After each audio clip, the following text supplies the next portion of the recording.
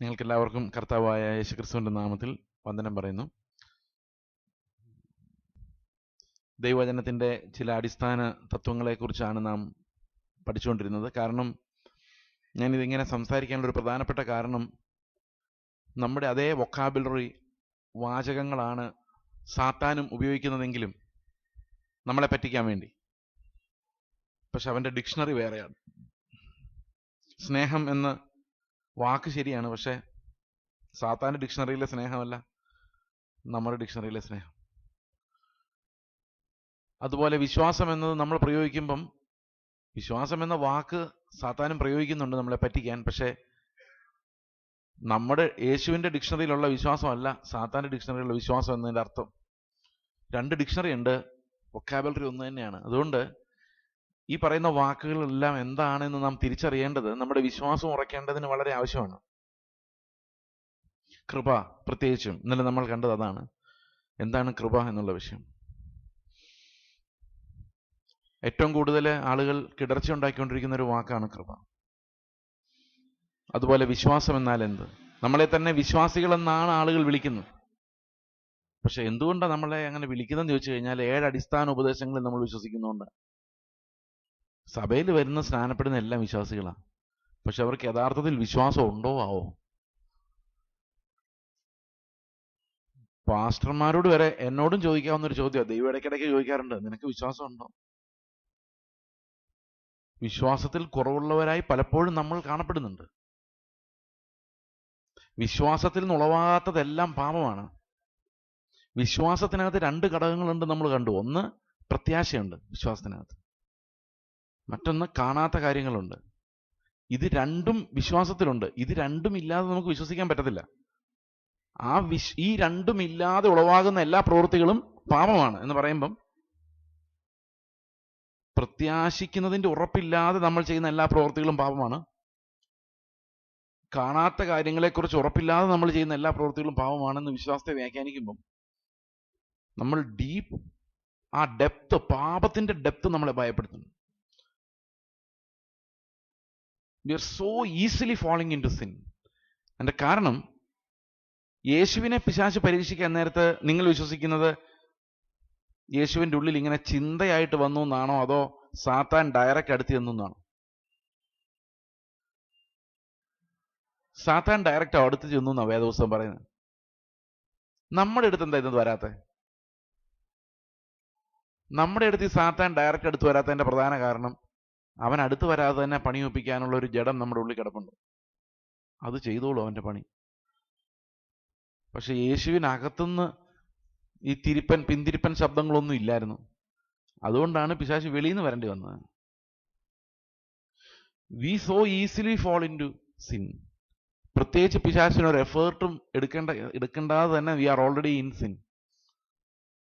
ഇപ്പൊ പാപം എന്ന് പറഞ്ഞാൽ എന്താണ്? നമ്മൾ വളരെ നിസ്സാരമായിട്ട് പാപങ്ങളിൽ നിന്ന് മാനസാന്തരപ്പെട്ടു നമ്മൾ വിചാരിക്കുന്നവരാണ്. പക്ഷെ ഞാൻ ഈ സംഗതി എല്ലാം കോംപ്ലിക്കേറ്റഡ് ആക്കുമ്പോഴും, ഇത്രയും നേരം ഞാൻ അതാ ചെയ്തുകൊണ്ടിരുന്നതെന്ന് എനിക്കറിയാം. Sin has become very complicated now. നമ്മൾ ചെയ്യുന്നതിനകത്ത് പാപം നമ്മൾ വിചാരിക്കാത്ത ലെവലിൽ അടങ്ങിയിട്ടുണ്ട്. ഈ കുടിവെള്ളം പെപ്സിക്കകത്തൊക്കെ പെസ്റ്റിസൈഡ് ഉണ്ടെന്നും പറഞ്ഞുകൊണ്ട് ഇപ്പം, അതുപോലെ നമ്മൾ ചെയ്യുന്ന ഓരോന്നിനകത്തും നമ്മൾ പ്രതീക്ഷിക്കാത്ത അളവിൽ പാപം അടങ്ങിയിട്ടുണ്ട്. സംഗതി എല്ലാം ഇപ്പം വളരെ കോംപ്ലക്സ് ആയിരിക്കുകയാണ്. പക്ഷെ ഇതിനൊരു സിമ്പിൾ സ്റ്റേറ്റ്മെന്റിൽ പറഞ്ഞാൽ, in spite of all this, ദൈവം നമ്മളെ വളരെ ആഴമായി സ്നേഹിക്കുന്നു. ആ സ്നേഹം വർദ്ധിച്ചിട്ടേ ഉള്ളൂ, കുറഞ്ഞിട്ടില്ല. രക്ഷിക്കപ്പെട്ട അന്നായിരുന്നോ യേശുവിന് എന്നോട് കൂടുതൽ സ്നേഹം, ഇന്നാണോ കൂടുതൽ സ്നേഹം എന്ന് ചോദിച്ചു കഴിഞ്ഞാൽ, യേശുവിന്റെ സ്നേഹം അഗപ്പയാണ്. അത് വർദ്ധിച്ചു വരികയുള്ളൂ, കുറഞ്ഞു വരികയില്ല. അതുകൊണ്ട് we always experience his love even when we are nothing and zero. അവിടെയാണ് കൃപയുടെ ആഴം ഞാൻ കണ്ടുപിടിക്കുന്നത്. പാപത്തെ ഞാൻ ഭയങ്കര കോംപ്ലക്സ് ആയിട്ട് വ്യാഖ്യാനിക്കുമ്പം ഞാൻ അതിനെ ഭയപ്പെടണം. പക്ഷേ ആ സൈഡിൽ തന്നെ ഞാൻ പ്രത്യാശിക്കുന്നു, യേശു എന്നെ ഇപ്പോഴും ഭയങ്കര ആഴമായി സ്നേഹിക്കുന്നുണ്ട്. എന്നെ ഇതിനകത്ത് അവൻ വെളിയിൽ കടത്തിയിരിക്കും. പാപത്തിന്റെ പ്രസൻസിൽ നിന്ന് അവൻ എന്നെ രക്ഷിക്കും. ഈ രക്ഷയ്ക്ക് അങ്ങനെ 3 തലങ്ങളുണ്ട്. സത്യം പറഞ്ഞാൽ 4 തലങ്ങളാണ് ഉള്ളത്. വേദശാസ്ത്രപരമായിട്ട് 3 തലങ്ങളെ കുറിച്ചാണ് പറയുന്നത്. പക്ഷെ ഞാൻ ഇങ്ങനെ ഈ ഡയമെൻഷൻ ചിന്തിക്കുമ്പോൾ 4 തലങ്ങൾ കാണാം. ഒന്ന്, power from the penalty of sin. We are saved from the penalty of sin. അതായത് പാപത്തിന്റെ ശിക്ഷയിൽ നിന്നുള്ള രക്ഷ. നാം എപ്പോൾ യേശുവിനെ രക്ഷകനായി സ്വീകരിച്ചോ, നാം എപ്പോൾ ആത്മാവിൽ പുതിയ ജീവൻ പ്രാപിച്ചോ, അപ്പോൾ ദൈവത്തിൽ നിന്ന് നമ്മൾ പ്രാപിച്ചത് പാപത്തിന്റെ ശിക്ഷയിൽ നിന്നുള്ള രക്ഷയാണ്. അതായത് നമ്മൾക്ക് പെനാൽറ്റി അടിക്കണ്ട, പാപത്തിന്റെ പെനാൽറ്റി യേശു അടച്ചു. പാപം ചെയ്തവൻ അടയ്ക്കേണ്ട ഫീസ് യേശു അടച്ചു. അതുകൊണ്ട് we are saved from the penalty of sin. അതാണ് 4 പീസാണ്. പി.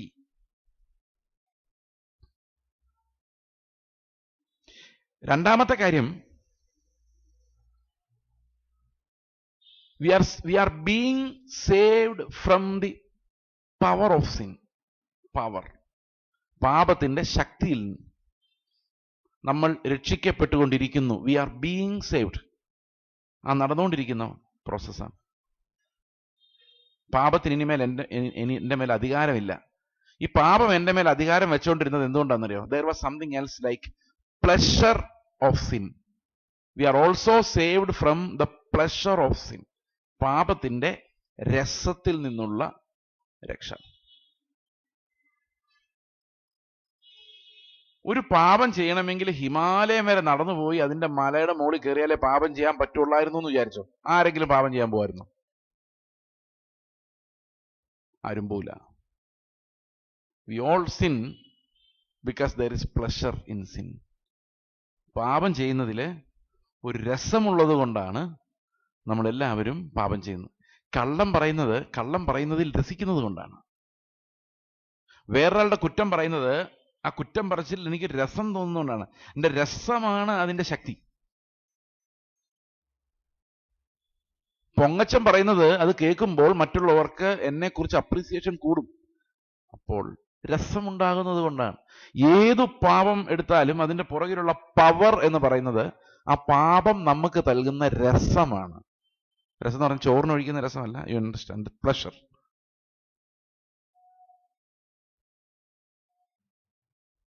ഈ രസത്തിൽ നിന്ന് നമുക്ക് രക്ഷപ്പെടുക എന്ന് പറയുന്നത് ഒരു ഭയങ്കര വിക്ടറിയാണ്.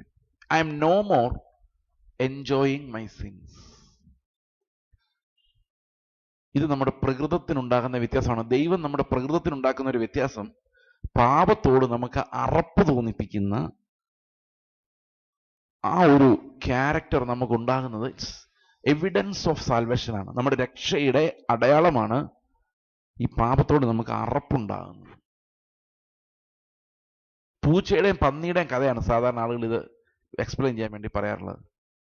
പന്നി പോയി ചെളി ചാടുന്നതും പൂച്ച പോയി ചെളി ചാടുന്നതും തമ്മിൽ വലിയ ഡിഫറൻസ് ഉണ്ട്. പന്നി പോയി ചെളി ചാടിയാൽ പിന്നെ അത് കുറേ നേരം അവിടെ കിടന്ന് മറിഞ്ഞ് ഇടക്കി ആകെ ദേഹം മുഴുവൻ വൃത്തികേടാക്കി. അതിന് വൃത്തികേടൊന്നും മനസ്സിലാകത്തില്ല. അതിന്റെ രസത്തിൽ ഇരിക്കുന്ന പൂച്ചയാണെങ്കിൽ അത് നക്കി തുടച്ച് ക്ലീൻ ആക്കാതെ വീട്ടിനകത്ത് കയറാൻ പറ്റില്ല. പ്രകൃതമാണ്. ക്രിസ്തീയ ജീവിതം എന്ന് പറയുന്നത് ഹാബിറ്റിൽ നിന്നുണ്ടാകുന്നതല്ല. ശ്രദ്ധിക്കണേ, ക്രിസ്തീയ ജീവിതം എന്ന് പറയുന്നത് ഹാബിറ്റിൽ നിന്നുണ്ടാകുന്നതല്ല, മെമ്മറിയിൽ നിന്നുണ്ടാകുന്നതല്ല, ബലമായ തീരുമാനങ്ങളാൽ ഉണ്ടാകുന്നതല്ല. നമ്മുടെ ക്രിസ്തുവിന് അനുരൂപമായി സൃഷ്ടിക്കപ്പെട്ട പുതിയ പ്രകൃതത്തിൽ നിന്നുണ്ടാകുന്നതാണ്. രാവിലെ എഴുന്നേറ്റ് 5 മണിക്ക് ഞാൻ പ്രാർത്ഥിക്കുന്ന എൻ്റെ ഹാബിറ്റ് കാരണമല്ല, എനിക്ക് ദൈവത്തിൻ്റെ അടുത്തായിരിക്കാനുള്ള മോഹം കൊണ്ടാണ്.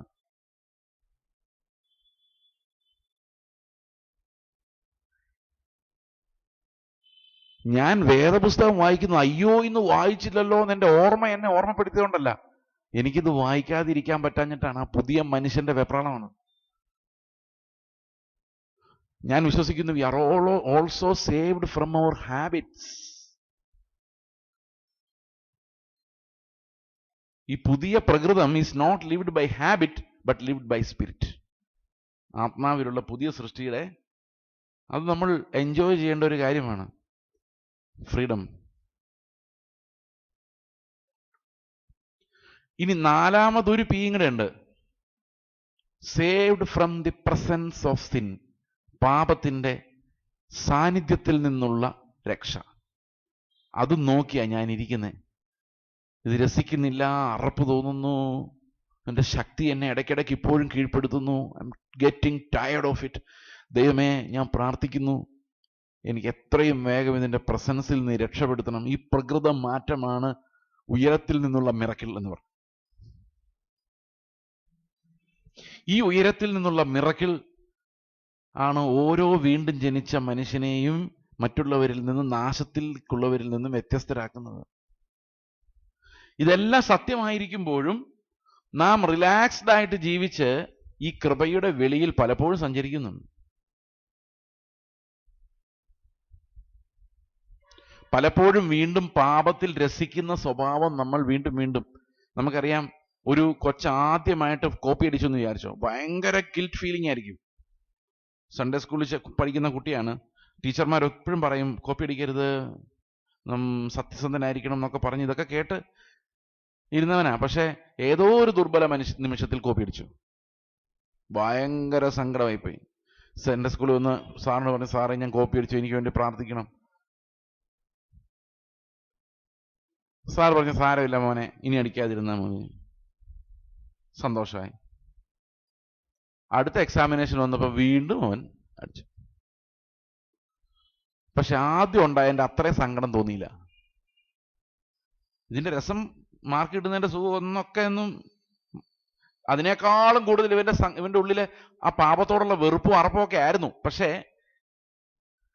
ഒരു 5-8 പ്രാവശ്യം കോപ്പി അടിച്ചു കഴിഞ്ഞപ്പം, 10ാമത്തെ പ്രാവശ്യം കോപ്പി അടിക്കുമ്പം അവന് ഒരു പ്രശ്നമില്ല. എൻ്റെ പ്രധാനപ്പെട്ട കാര്യം എന്ന് വെച്ച് കഴിഞ്ഞാൽ, 1ാമത്തെ പ്രാവശ്യം കോപ്പി അടിച്ച ഒരു സൺഡേ സ്കൂളിൽ പോകുന്ന വിശുദ്ധനായ ഒരു ദൈവഭയമുള്ള ഒരു കൊച്ചായിരുന്നെങ്കിൽ 10ാമത്തെ പ്രാവശ്യം കോപ്പി അടിക്കുന്ന ഒരു കള്ളനാണ്. അവൻ വീണ്ടും പാപത്തിന്മേലുള്ള രസത്തിൽ മതിച്ചു തുടങ്ങി. It's very difficult. 2ാമത്തെ പ്രാവശ്യം ഇതിനകത്ത് രക്ഷപ്പെടാൻ ദൈവം ബാലശിക്ഷ നൽകേണ്ടതായിട്ട് വരും, അടി കൊള്ളേണ്ടതായിട്ട് വരും. It's very difficult. എത്രയോ അനുഗ്രഹങ്ങൾ ബൈപ്പാസ് ചെയ്തു പോകും, എത്രയോ പ്രതിഫലം ഇല്ലാതായി പോകും. When we love that sin, വീണ്ടും ദൈവത്തിന്റെ അടി എത്രമാത്രം കൊള്ളേണ്ടി വരും. വിശ്വാസം ബലഹീനമാകും, ഭയങ്കര അപകടകരമായ സ്ലിപ്പിംഗ് ഉണ്ടാവും. അതുകൊണ്ട് നമുക്ക് സൂക്ഷിച്ചു നോക്കിയാൽ നമ്മുടെ ജീവിതത്തിൽ എവിടെയെല്ലാം പാപത്തിൽ രസിക്കുന്നുണ്ട്, കുറ്റം പറയുന്നതിലൊക്കെ നിസ്സാര കാര്യങ്ങളിലാണ് ഇതെല്ലാം സംഭവിക്കുന്നത്. If you are enjoying it, we are putting ourselves on the line of fire. ദൈവത്തിന്റെ ബാലശിക്ഷ, ഞാൻ ഇന്ന് ഇവിടെ നിന്ന് സംസാരിച്ചുകൊണ്ടിരുന്നപ്പോൾ എൻ്റെ മനസ്സിലേക്ക് വന്നൊരു കാര്യമാണ്. എബ്രായ ലേഖനം 12:1 മുതൽ താഴോട്ട് 10 വരെ വായിക്കുമ്പം ദൈവം നമ്മളെ ബാലശിക്ഷ നടത്തുന്നത് എന്തിനു വേണ്ടിയാണ്?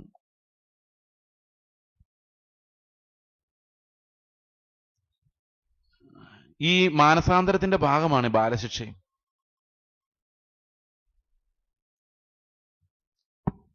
ഡിസിപ്ലിനിങ് എന്ന വാക്കാണത് ഇംഗ്ലീഷിൽ ഉപയോഗിച്ചിരിക്കുന്നത്, ശിക്ഷ എന്നുള്ള വാക്ക് പോലും അല്ല.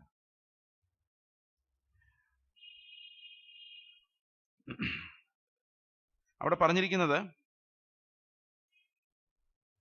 3-ാം വാക്യത്തിൽ പറയുന്നു, നിങ്ങളുടെ ഉള്ളിൽ ക്ഷീണിച്ച് മടുക്കാതിരിക്കാൻ പാപികളാൽ തനിക്ക് നേരിട്ട ഇങ്ങനെയുള്ള വിരോധം സഹിച്ചവനെ ധ്യാനിച്ചു കൊള്ളുക. അപ്പൊ 1-ാം വാക്യത്തിൽ ഒരു ഓട്ടത്തെ കുറിച്ച് പറഞ്ഞിട്ടാണ് ഇത് സംസാരിക്കുന്നത്. അപ്പൊ താഴോട്ട് വായിക്കുമ്പോൾ ഇങ്ങനെയുള്ള വിരോധം പാപികളാൽ സഹിച്ചവനെ, അതാരാണ്? യേശുവാണ്. അടുത്ത വാക്യം പറയാണ്, പാപത്തോട് പോരാടുന്നതിൽ നിങ്ങൾ ഇതുവരെ പ്രാണത്യാഗത്തോളം എതിർത്ത് നിന്നിട്ടില്ല. നിങ്ങൾ ഇതുവരെ എതിർത്ത് നിന്നിട്ടില്ല. ആരാ എതിർത്ത് നിന്നിട്ടുള്ളൂ? ഒരാൾ എതിർത്ത് നിന്ന കാര്യം ഉണ്ട് അവിടെ. ആരാ പ്രാണത്യാഗത്തോളം പാപത്തെ എതിർത്ത് നിന്നത്? ആരാ? യേശു. അതാ 3-ാം വാക്യത്തിൽ പറയുന്നത്, നിങ്ങൾക്ക് മടുപ്പ് തോന്നും. ആൾക്കാർ നിങ്ങളെക്കുറിച്ച് ദൂഷണം പറയുമ്പോൾ, ആൾക്കാർ നിങ്ങളെ അപമാനിക്കുമ്പോൾ എല്ലാം നിങ്ങൾക്ക് മടുപ്പ് തോന്നും. അപ്പൊ ഓർത്തോണം, പാപികളാൽ തനിക്ക് ഇത്രയും വലിയ അപമാനം നേരിട്ടവനെ ഓർത്തോണം. എന്നിട്ട് പറയാ, പാപത്തോട് പോരാടുന്നതിൽ നിങ്ങൾ ഇതുവരെ പ്രാണത്യാഗത്തോളം എതിർത്ത് നിന്നിട്ടില്ല. അടുത്ത വാക്യം, മകനെ, കർത്താവിന്റെ ശിക്ഷ നിരസിക്കരുത്, അവൻ ശാസിക്കുമ്പോൾ മുഷിയുകയും അരുത്. കർത്താവ് താൻ സ്നേഹിക്കുന്നവനെ ശിക്ഷിക്കുന്നു, താൻ കൈക്കൊള്ളുന്ന ഏതു മകനെയും തല്ലുന്നു. എന്നിങ്ങനെ മക്കളോടെന്ന പോലെ നിങ്ങളോട് സംവാദിക്കുന്ന പ്രബോധനം നിങ്ങൾ മറന്നു കളഞ്ഞുവോ? നിങ്ങൾ ബാലശിക്ഷ സഹിച്ചാൽ ദൈവം മക്കളോടെന്ന പോലെ നിങ്ങളോട് പെരുമാറുന്നു. അപ്പൻ ശിക്ഷിക്കാത്ത മകൻ എവിടെയുള്ളൂ? ഇനി എല്ലാവരും പ്രാപിക്കുന്ന ബാലശിക്ഷ നിങ്ങൾക്ക് ലഭിക്കുന്നില്ല എങ്കിൽ നിങ്ങൾ മക്കളല്ല, കൗലേടയന്മാരത്രേ. നമ്മുടെ ജഡസംബന്ധമായ പിതാക്കന്മാർ നമ്മെ ശിക്ഷിച്ചപ്പോൾ നാം അവരെ വണങ്ങിപ്പോന്നുവല്ലോ. ആത്മാക്കളുടെ പിതാവിന് ഏറ്റവും അധികം കീഴടങ്ങി ജീവിക്കേണ്ടതല്ലയോ? ഞാനിത് എക്സ്പ്ലെയിൻ ചെയ്യുന്നില്ല.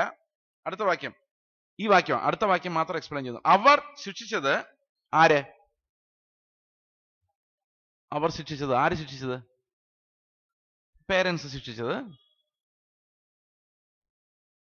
കുറെ കാലത്തേക്കും തങ്ങൾക്ക് ബോധിച്ച പ്രകാരവും അത്രേ. നിങ്ങൾ എന്തിനാ മക്കളെ തല്ലുന്നത്? ഞങ്ങളിപ്പോ സംസാരിച്ചുകൊണ്ടിരിക്കുകയായിരുന്നു. എന്തിനാ മക്കളെ തല്ലുന്നത്? മക്കളെ തല്ലുന്നത് എന്തിനാ? അവരോട് പറഞ്ഞിരിക്കുന്നവർ നന്നാവാൻ വേണ്ടിയാന്നല്ലേ? പക്ഷെ യഥാർത്ഥത്തിൽ അവരെ തല്ലുന്നത് നിങ്ങൾക്ക് ദേഷ്യം വന്നിട്ടല്ലേ? പിള്ളേര് കേൾക്കെ ഞാൻ ഈ രഹസ്യം പൊളിക്കുന്നത്. സത്യത്തിൽ അവരെ തല്ലുന്നത് അവർ നന്നാവാൻ വേണ്ടിയാണോ? അവർ നിങ്ങൾക്ക് ദേഷ്യം വന്നുകൊണ്ടാണോ? ഉറപ്പാണോ? ദേഷ്യം വന്നിട്ടല്ലല്ലോ. ദേഷ്യം വരും. ഒരു ദിവസം ഞാന് രക്ഷിക്കപ്പെടുന്ന സമയത്തല്ല, സ്നാനപ്പെട്ട സമയത്താണ് സംഭവിച്ചത്. 1996 ഞാനന്നൊരു എൻ്റെ ഒരു കസിൻ ഒരു പാരലൽ കോളേജ് നടത്തുന്നുണ്ട്. അപ്പം എൻ്റെ ഈ കോളേജ് വിദ്യാഭ്യാസത്തിനിടയ്ക്കുള്ള ഇടക്കാലത്ത് ഞാൻ അവിടെ 2 മാസം പഠിപ്പിക്കാൻ വേണ്ടി, എൻ്റെ കസിനാണ് എൻ്റെ മെയിൻ ടീച്ചർ. 10ാം ക്ലാസ്സിൽ 2-3 വർഷം തോറ്റു പഠിക്കുന്നവരെയാണ് ഈ പാരലൽ കോളേജുകാർ പഠിപ്പിച്ചുകൊണ്ടിരുന്നത്. അപ്പൊ എന്നോട് അവിടുത്തെ സാറ് വിളിച്ചിട്ട് പറഞ്ഞു, സാറേ അതേ ഈ റൂമിനൊന്ന് നോക്കിയപ്പം 2-3 കെട്ട് ചൂരൽ വടികൾ വലിയ വലിയ ബണ്ടിൽസ് അവിടെ വെച്ചിട്ടുണ്ട്. എന്നിട്ട് പറഞ്ഞു, സാർ ഒരു ബണ്ടിൽ എടുത്തോ, 1 മാസത്തേക്കുള്ളതാണ്. ഞാൻ CMS കോളേജ് പോലെ ഒരു ലിബറൽ കോളേജിൽ, നിങ്ങൾ ആരെങ്കിലും CMS കോളേജ് പഠിച്ചാണെന്ന് എനിക്കറിയില്ല, ഇതുപോലൊരു ലിബറൽ കോളേജ് ചിലപ്പം കേരളത്തിൽ അന്നത്തെ കാലത്ത് ഉണ്ടാവത്തില്ല. അത്ര ഭയങ്കര ലിബറലിസത്തിന്. ടീച്ചർമാർ പിള്ളേരെ തല്ലുന്നതല്ല അവിടുത്തെ പ്രശ്നം. പിള്ളേരാരും ടീച്ചർമാരുടെ കയ്യിൽ കൈ വെക്കാതെ ഇരിക്കുക എന്നുള്ളതാണ് അവിടുത്തെ വലിയ കാര്യം. അത്രയും ലിബറലിസത്തിൽ പഠിച്ചിട്ട് വന്ന് എനിക്ക് ഈ വടി കണ്ടപ്പോൾ ഭയങ്കര വിഷമം തോന്നി. ഞാൻ പറഞ്ഞു, എനിക്ക് വടിയൊന്നും വേണ്ട. സാറ് പറഞ്ഞു, സാറ് തന്നെ വന്ന് ഈ വടി ചോദിക്കും, അതുവരെ ഇത് വിട്ടിരുന്നോട്ട്. ക്ലാസ്സിൽ ചെന്നപ്പോൾ എന്നേക്കാ പ്രായമുള്ള പിള്ളേർ ഒരക്ഷരം ശ്രദ്ധിക്കത്തുമില്ല, പഠിക്കില്ല. ദേഷ്യം വരാതിരിക്കുമോ? ഞാൻ വടി അടിച്ച് പൊട്ടിക്കാൻ തുടങ്ങി. ഒരു ദിവസം ഞാൻ ഒരുത്തനെ തല്ലാൻ വേണ്ടി കൈ നീട്ടാന്ന് പറഞ്ഞു. കൈ നീട്ടി വടി ആകാശത്ത് പൊങ്ങിയപ്പോൾ എനിക്ക് മനസ്സിലായി, ഇവൻ നന്നാൻ വേണ്ടി അല്ല ഞാൻ ഇവനെ തല്ലുന്നത്, ഇവനോടുള്ള ദേഷ്യം തീർക്കുകയാണ്. അവൻ നന്നായില്ലെങ്കിൽ എനിക്കെന്ന്. ഞാൻ ഉടനെ വടി അങ്ങ് മാറ്റി പിടിച്ചു. എന്നിട്ട് പറഞ്ഞു, ഞാൻ നിന്നെ തല്ലാൻ പോവാ, പക്ഷെ ഈ 2 തല്ലുകൊണ്ട് നീ നന്നായിക്കോളാവെന്ന് ചോദിച്ചു. അവൻ പറഞ്ഞു, ഞാൻ നന്നായിക്കോളാന്ന് പറഞ്ഞു. അടിച്ചു. പക്ഷെ അടിച്ചപ്പം ദേഷ്യത്തോടെ അല്ല അടിച്ചത്, പക്ഷെ അവൻ നന്നായി. അപ്പോൾ എനിക്ക് മനസ്സിലായത്, കോപത്തിലല്ല ശിക്ഷ, സ്നേഹത്തിൽ.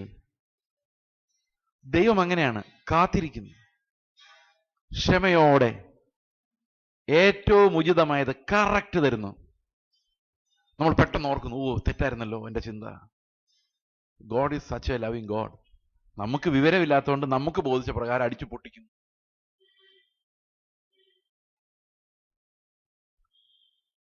ഇനി വേറൊരു കാര്യമുണ്ട്. ദൈവം തല്ലുമ്പം ഒരു പ്രത്യേക ഉദ്ദേശമുണ്ട്. എന്താണ് ആ ഉദ്ദേശം എന്നറിയോ? അവർ ശിക്ഷിച്ചത് കുറെ കാലവും തങ്ങൾക്ക് ബോധിച്ച പ്രകാരവും അത്രേ, അവനോ നാം അവന്റെ വിശുദ്ധി പ്രാപിക്കേണ്ടതിന്. ദൈവം നമ്മളെ ശിക്ഷിക്കുമ്പം ദൈവത്തിന്റെ ഉദ്ദേശം എന്താ? നാം, ഇതിനകത്ത് ഒരു ഒത്തിരി ദൈവിക രഹസ്യങ്ങളുണ്ട്. നാം അവന്റെ വിശുദ്ധി പ്രാപിക്കേണ്ടതിനാണ്, എന്റെ വിശുദ്ധിയല്ല.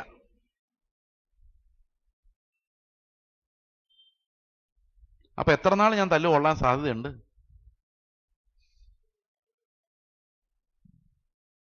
ഒന്നുകിൽ ഞാൻ ദൈവത്തിന്റെ മകൻ അല്ലായിരിക്കണം, അല്ലെങ്കിൽ അവന്റെ വിശുദ്ധി എനിക്ക് ഓൾറെഡി കിട്ടിക്കാണണം. അതുവരെ ദൈവം എന്നെ ഡിസിപ്ലിൻ ചെയ്തുകൊണ്ടിരിക്കും. അത് ദൈവത്തിന്റെ സ്വഭാവമാണ്. അവനൊരു സ്വപ്നമുണ്ട്. ആ സ്വപ്നം എന്താന്ന് വെച്ച് കഴിഞ്ഞാൽ യേശുവിന്റെ അതേ വിശുദ്ധി ഈ ചെയ്സിന്റെ ശരീരത്തിലും കാണണം. അതുവരെ ഞാൻ ഈ ശിക്ഷ എന്നുള്ള വാക്ക് നിങ്ങൾ അങ്ങനെ കാണരുത്. അത് ഇംഗ്ലീഷിൽ കേൾക്കുന്ന തന്നെ രസം. Disciplining. Every father disciplines his children. ആ ഡിസിപ്ലിനിങ്ങിന്റെ വടിയുടെ കീഴിലാണ് നമ്മളും ജീവിക്കുന്നത്. ആ ഡിസിപ്ലിനിങ് നമുക്ക് ലഭിക്കുമ്പോൾ ഈ ഭൂമിയിലെ പിതാവിനെ വണങ്ങുന്ന പോലെ ഞാൻ ദൈവത്തെ വണങ്ങി സ്തോത്രം ചെയ്തു. കർത്താവെ, നീ തന്ന ഡിസിപ്ലിനിങ്ങിനായിട്ട് സ്തോത്രം, എന്നെ ഇത് ബോധ്യപ്പെടുത്തിയതിനായിട്ട് സ്തോത്രം എന്ന് പറയുമ്പോ ഞാൻ എന്റെ രാജ്യത്തെ മാറ്റിവെച്ച് ദൈവത്തെ സ്തോത്രം ചെയ്യുവാണ്. രക്ഷപ്പെടാനുള്ള വഴിയാണ് സ്തോത്രം എന്ന് പറയുന്നത്. Every circumstance. ഞാൻ കണ്ടുപിടിച്ച കാര്യം കേട്ടോ അത്. A thankful heart is a spiritual heart. എല്ലാറ്റിനും ദൈവത്തോട് നമുക്ക് നന്ദി ഉണ്ടെങ്കിൽ we are spiritual, we are in the presence of God, we are worshipping him. ആരാധനയോടെയും നുറുങ്ങിയ ഹൃദയത്തോടെയും അല്ലാതെ ദൈവത്തിന്റെ പ്രസൻസിലേക്ക് ഒരാൾക്കും കയറാൻ സാധിക്കത്തില്ല. So we need to continuously praise him. കാരണം നമ്മുടെ സ്തുതികളിന്മേൽ അവൻ സിംഹാസനം ഉറപ്പിക്കുന്ന ദൈവമാണ്. നമ്മൾ രാവിലെ സംസാരിച്ചുകൊണ്ടിരുന്ന ഒരു വിഷയം എന്ന് പറയുന്നത് kingdom of God and repentance, മാനസാന്തരം ദൈവരാജ്യത്തിലേക്കുള്ള പ്രവേശനത്തിന് എങ്ങനെ കാരണമാകുന്നു എന്നുള്ളതാണ്. അതിന്റെ മോട്ടീവ്സിനെ കുറിച്ചാണ്, മാനസാന്തരത്തിന്റെ വിവിധ തലങ്ങളെക്കുറിച്ചാണ് നമ്മൾ സംസാരിച്ചുകൊണ്ടിരുന്നത്. അതിലാണ് ഇപ്പോൾ നമ്മൾ ഇങ്ങനെയും കൂടെ കണ്ടത്, ദൈവത്തിന്റെ ഡിസിപ്ലിനിങ് നമ്മുടെ ജീവിതത്തിൽ എപ്പോഴും സംഭവിച്ചുകൊണ്ടിരിക്കുന്നു. He can use circumstances, people around us to discipline us. അത് ഇറ്റ്സ് എ കണ്ടിന്യൂസ് പ്രോസസ്. അത് ഞാൻ ദൈവത്തെ സ്തോത്രം ചെയ്യും. ഓക്കെ, മത്തായിയുടെ സുവിശേഷം 13-ാം അധ്യായത്തില് ഈ സ്പോണ്ടേനിയസ് റിപ്പൻഡൻസ്, അതായത് സ്പോണ്ടേനിയസ് എന്നുള്ള വാക്കുകൊണ്ട് നിങ്ങൾ മനസ്സിലാക്കേണ്ടത് ഇടയ്ക്കിടയ്ക്ക് വരുന്നതല്ല, ഫോഴ്സ് ആയിട്ട് വരുത്തുന്നതല്ല, സ്വാഭാവികമായി എൻ്റെ ഉള്ളിൽ ഉണ്ടാകുന്ന മാനസാന്തരം. നമുക്ക് നോക്കാം ദൈവരാജ്യത്തിന്റെ പെർസ്പെക്റ്റീവിൽ എങ്ങനെ നമുക്ക് ദൈവരാജ്യം എൻജോയ് ചെയ്യാം എന്നുള്ള വിഷയം. മത്തായിയുടെ സുവിശേഷം 13-ാം അധ്യായത്തിന്റെ 44, 45, 46 വാക്യങ്ങൾ, 3 വാക്യങ്ങൾ.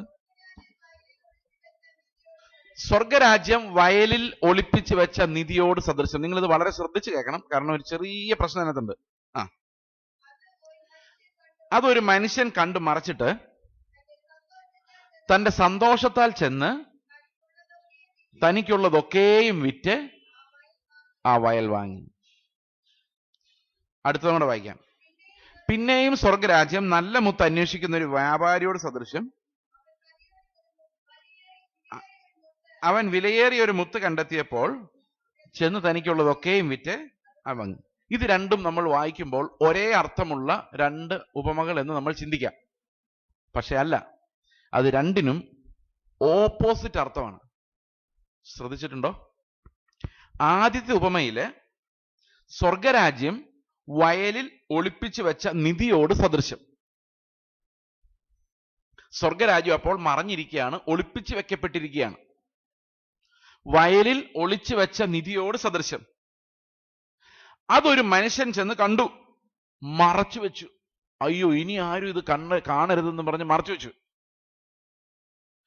എന്നിട്ട് ഓടിപ്പോയി തനിക്കുള്ളതെല്ലാം വിറ്റ് പൈസ ആയിട്ട് വന്ന് ഈ ഒന്നിനും കൊള്ളാത്ത നിലം വാങ്ങിച്ചു. കാരണം അതിനകത്ത് എന്തുണ്ട്? നിധിയുണ്ട്. നിധി എന്താണ്? സ്വർഗരാജ്യം.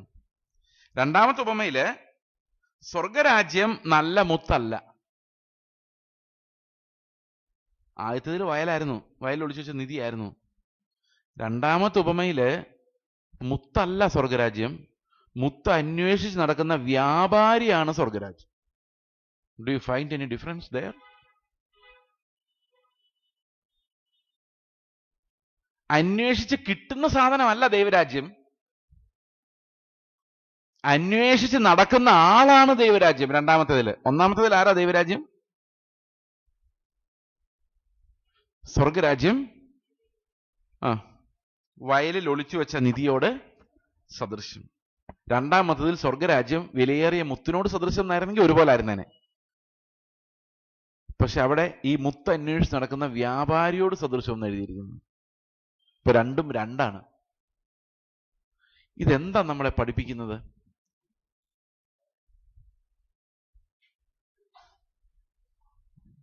സ്വർഗരാജ്യം നമ്മളെ അന്വേഷിച്ച് നടക്കുന്നു. എങ്ങനെയുണ്ട്? അപ്പൊ മുത്തെന്തോ? സ്വർഗരാജ്യം അന്വേഷിച്ച് നടക്കുന്ന മുത്തെന്തോ?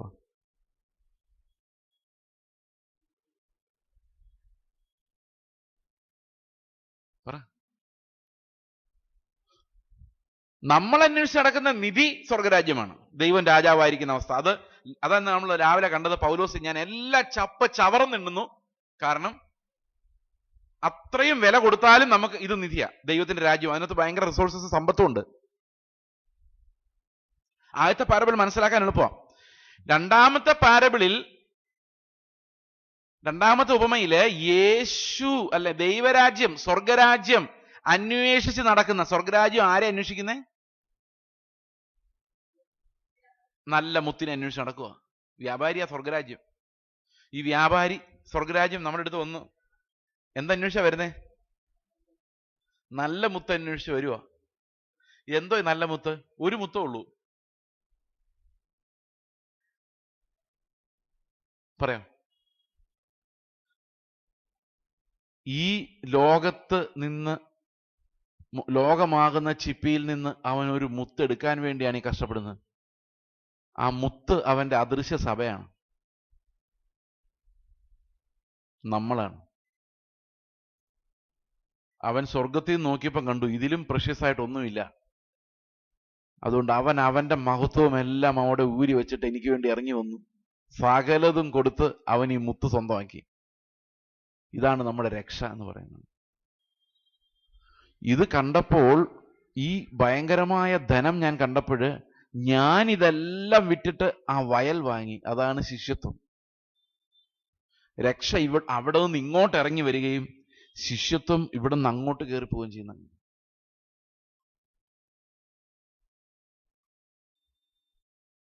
ക്രിസ്തുവിന്റെ സ്നേഹമാണ് നമ്മളെ നിർബന്ധിക്കുന്നത്. അവൻ നമ്മളെ അന്വേഷിച്ച് നടന്നു എന്നുള്ളതാണ് നമ്മളെ നിർബന്ധിക്കുന്നതിന്റെ മോട്ടീവ്. അവൻ അതിനു വേണ്ടി അവസാനത്തെ തുണി വരെയും വസ്ത്രം വരെയും ഉപേക്ഷിച്ച് നഗ്നനായി മനുഷ്യനാണെന്ന് പോലും തോന്നാതെ ഈ മുത്തിനു വേണ്ടി തകർക്കപ്പെട്ടു എന്നുള്ളതാണ് അവന്റെ സ്നേഹം. ആ സ്നേഹമാണ് എൻ്റെ മോട്ടീവ്. കർത്താവേ, നീ ഇതെല്ലാം വിട്ട് എൻ്റെ പിന്നാലെ വന്നെങ്കിൽ എനിക്ക് നീ അല്ലാതെ വേറെ ഒന്നും വാല്യൂ ഉള്ളതല്ല എന്ന് ഞാൻ പറയുമ്പോഴാണ് എൻ്റെ ശിഷ്യത്വം ഞാൻ അവനോട് പ്രഖ്യാപിക്കുന്നത്. ഇതെല്ലാം ദൈവത്തോടുള്ള നമ്മുടെ സ്നേഹത്തിൽ നിന്നുണ്ടാകണം. നമ്മൾ നന്നാകാൻ വേണ്ടിയോ സ്വർഗത്തിൽ പോകുന്നുള്ള പേടി കാരണമൊന്നും അനുസരിച്ചിട്ട് കാര്യമില്ല. ഇന്ന് നമ്മൾ വിശുദ്ധരാകാൻ ശ്രമിക്കുന്ന സ്വർഗത്തിൽ പോകുമോ ഇല്ലയോ എന്ന് പറഞ്ഞ് പേടിപ്പിച്ചിട്ടാ. ഭയം കൊണ്ടനുസരിക്കുന്നത് യഥാർത്ഥ വിശുദ്ധീകരണമാണോ? ഞാനൊരു എക്സാമ്പിൾ പറയാം. എൻ്റെ വീട്ടിൽ എൻ്റെ മകനോട് ഞാൻ പറയാണ്, നീ ഈ പണി ചെയ്ത് തീർക്കണം എന്ന് പറയുമ്പോൾ അവൻ ചെയ്യും. വടി കാണിച്ചാൽ ചെയ്യും, വടി മാറ്റിയാൽ അവൻ ചെയ്യില്ല. അവൻ നന്നായോ? നന്നാകണമെങ്കിൽ എങ്ങനെ ചെയ്യണം? സ്നേഹത്തിൽ ചെയ്യണം. ഈ സ്നേഹം എന്ന മോട്ടീവ് യേശു ഇത്രയും ക്രൂശിൽ അവനെ തന്നെ ഏൽപ്പിച്ചു കൊടുക്കുന്നത് എന്തിനാണെന്നറിയോ? നമുക്ക് അവന്റെ പിന്നാലെ നടക്കാൻ വേണ്ടി ഒരു നല്ല മോട്ടീവ് തരാൻ വേണ്ടിയാ. ഇത്രയും സ്നേഹിക്കുന്ന ഒരു കർത്താവാ നിങ്ങളുടെ, കേട്ടോ. കൂടെ വരുന്നോ? ഇതാ ചോദ്യം. പ്രാകൃതരായ കുറെ ജാരന്മാരുണ്ട് കർത്താവേ, അവരുടെ എല്ലാം പുറകെ പോയിട്ട് അവസാനം തോക്കുമ്പോ വരാം. ഇതാ നമ്മൾ പറയുന്നത്. ഇവിടെയാണ് നമ്മൾ അനുതപിക്കേണ്ടത്. യജമാനന്റെ നേരെ തിരിയാത്ത തടിച്ച ഹൃദയങ്ങൾ നമുക്കുണ്ടെങ്കിൽ, കർത്താവിന് അനുകൂലമായി തിരിയാത്ത, സോഫ്റ്റനാകാത്ത, ഈ ക്രൂശിനെ വരച്ചു കാണിച്ചാലും മൃദുവാകാത്ത തടിച്ച ഹൃദയം നമുക്കുണ്ടെങ്കിൽ, we need to cry before the Lord and say, കർത്താവെ, എൻ്റെ ഹൃദയം സോഫ്റ്റ് ആകാൻ നിന്റെ കയ്യിൽ ഏൽപ്പിക്കുന്നു. Break it into softness. നീ അതിനെ കർത്താവ് തകർക്കുമ്പോൾ ഒടിക്കാതെ പൊട്ടിക്കാതെ എന്ന് പറഞ്ഞാൽ നമ്മളെ തകർക്കാതെ, നമ്മളെ നശിപ്പിക്കാതെ തകർക്കാൻ കർത്താവിനറിയാം. Exact measure. ചിലർക്ക് ഒറ്റ തകർച്ചയായിരിക്കും. ഞാൻ രാവിലെ പറഞ്ഞില്ലേ, ഭയങ്കര കടം, പ്രതിസന്ധി, ഒറ്റയടി. വേറെ ചിലർക്ക് little little little little little. പക്ഷെ റിസൾട്ട് യേശുവിന് വേണ്ടി സോഫ്റ്റ് ആയിട്ടുള്ളൊരു ഹൃദയം. സോ ക്രിസ്തുവിന്റെ സ്നേഹം നമ്മളെ നിർബന്ധിക്കുന്നു. അവന്റെ സ്നേഹത്തിലേക്ക് നോക്കാൻ നമ്മളെ ദൈവത്തിന്റെ ആത്മാവ് നിർബന്ധിക്കുന്നു. പ്രാകൃതരായ ജാരന്മാരോടുള്ള അട്രാക്ഷൻ വിട്ടുകളയാൻ ദൈവത്തിന്റെ ആത്മാവ് പറയുന്നു. Be saved from the pleasures. പാപത്തിന്റെ രസങ്ങളിൽ നിന്ന് ജയിച്ച് വിക്ടോറിയസ് ആകാൻ ദൈവത്തിന്റെ ആത്മാവ് പറയുന്നു. If you are still enjoying any sin, പറയാ, പ്രാകൃതരാം ജാരന്മാർ തരുന്ന രസം ടെമ്പററി ആൻഡ് ഡിസ്ട്രക്റ്റീവ്.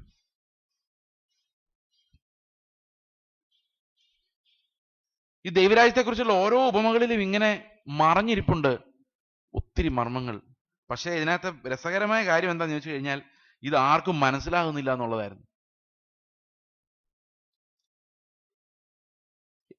ഞാൻ ദൈവത്തോട്, ഞാൻ നിസ്സഹായാവസ്ഥയിൽ ഈ 2-3 മാസം മുമ്പ് കരഞ്ഞിട്ടുണ്ട്. അനുസരിക്കാൻ പറ്റാത്ത ചില സാഹചര്യങ്ങളിൽ തോറ്റുപോയപ്പോൾ ഞാൻ നിലത്ത് ഉരുണ്ട് കിടന്ന് നിലവിളിച്ചിട്ടുണ്ട്. എൻ്റെ കർത്താവേ, എനിക്ക് എന്തിനാ നീ ഇത് പറഞ്ഞു തന്നത്? Why did you reveal this to me? ഞാനിത് അനുസരിക്കാതെ എങ്ങനെ നിന്റെ മുമ്പിൽ നിൽക്കും? I'm unable to do it.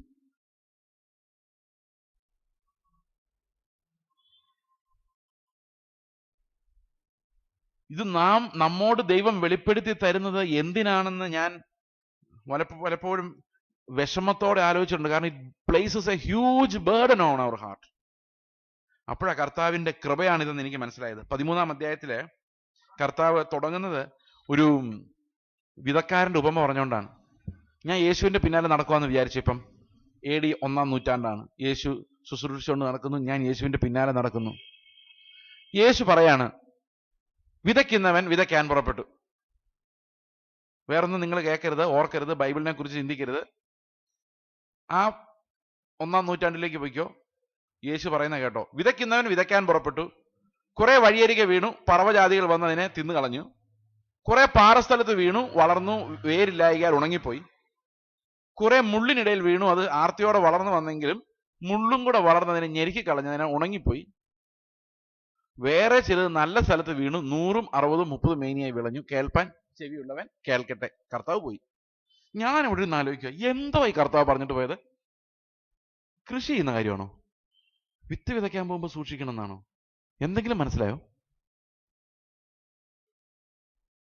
ഒരു വകയും മനസ്സിലായില്ല.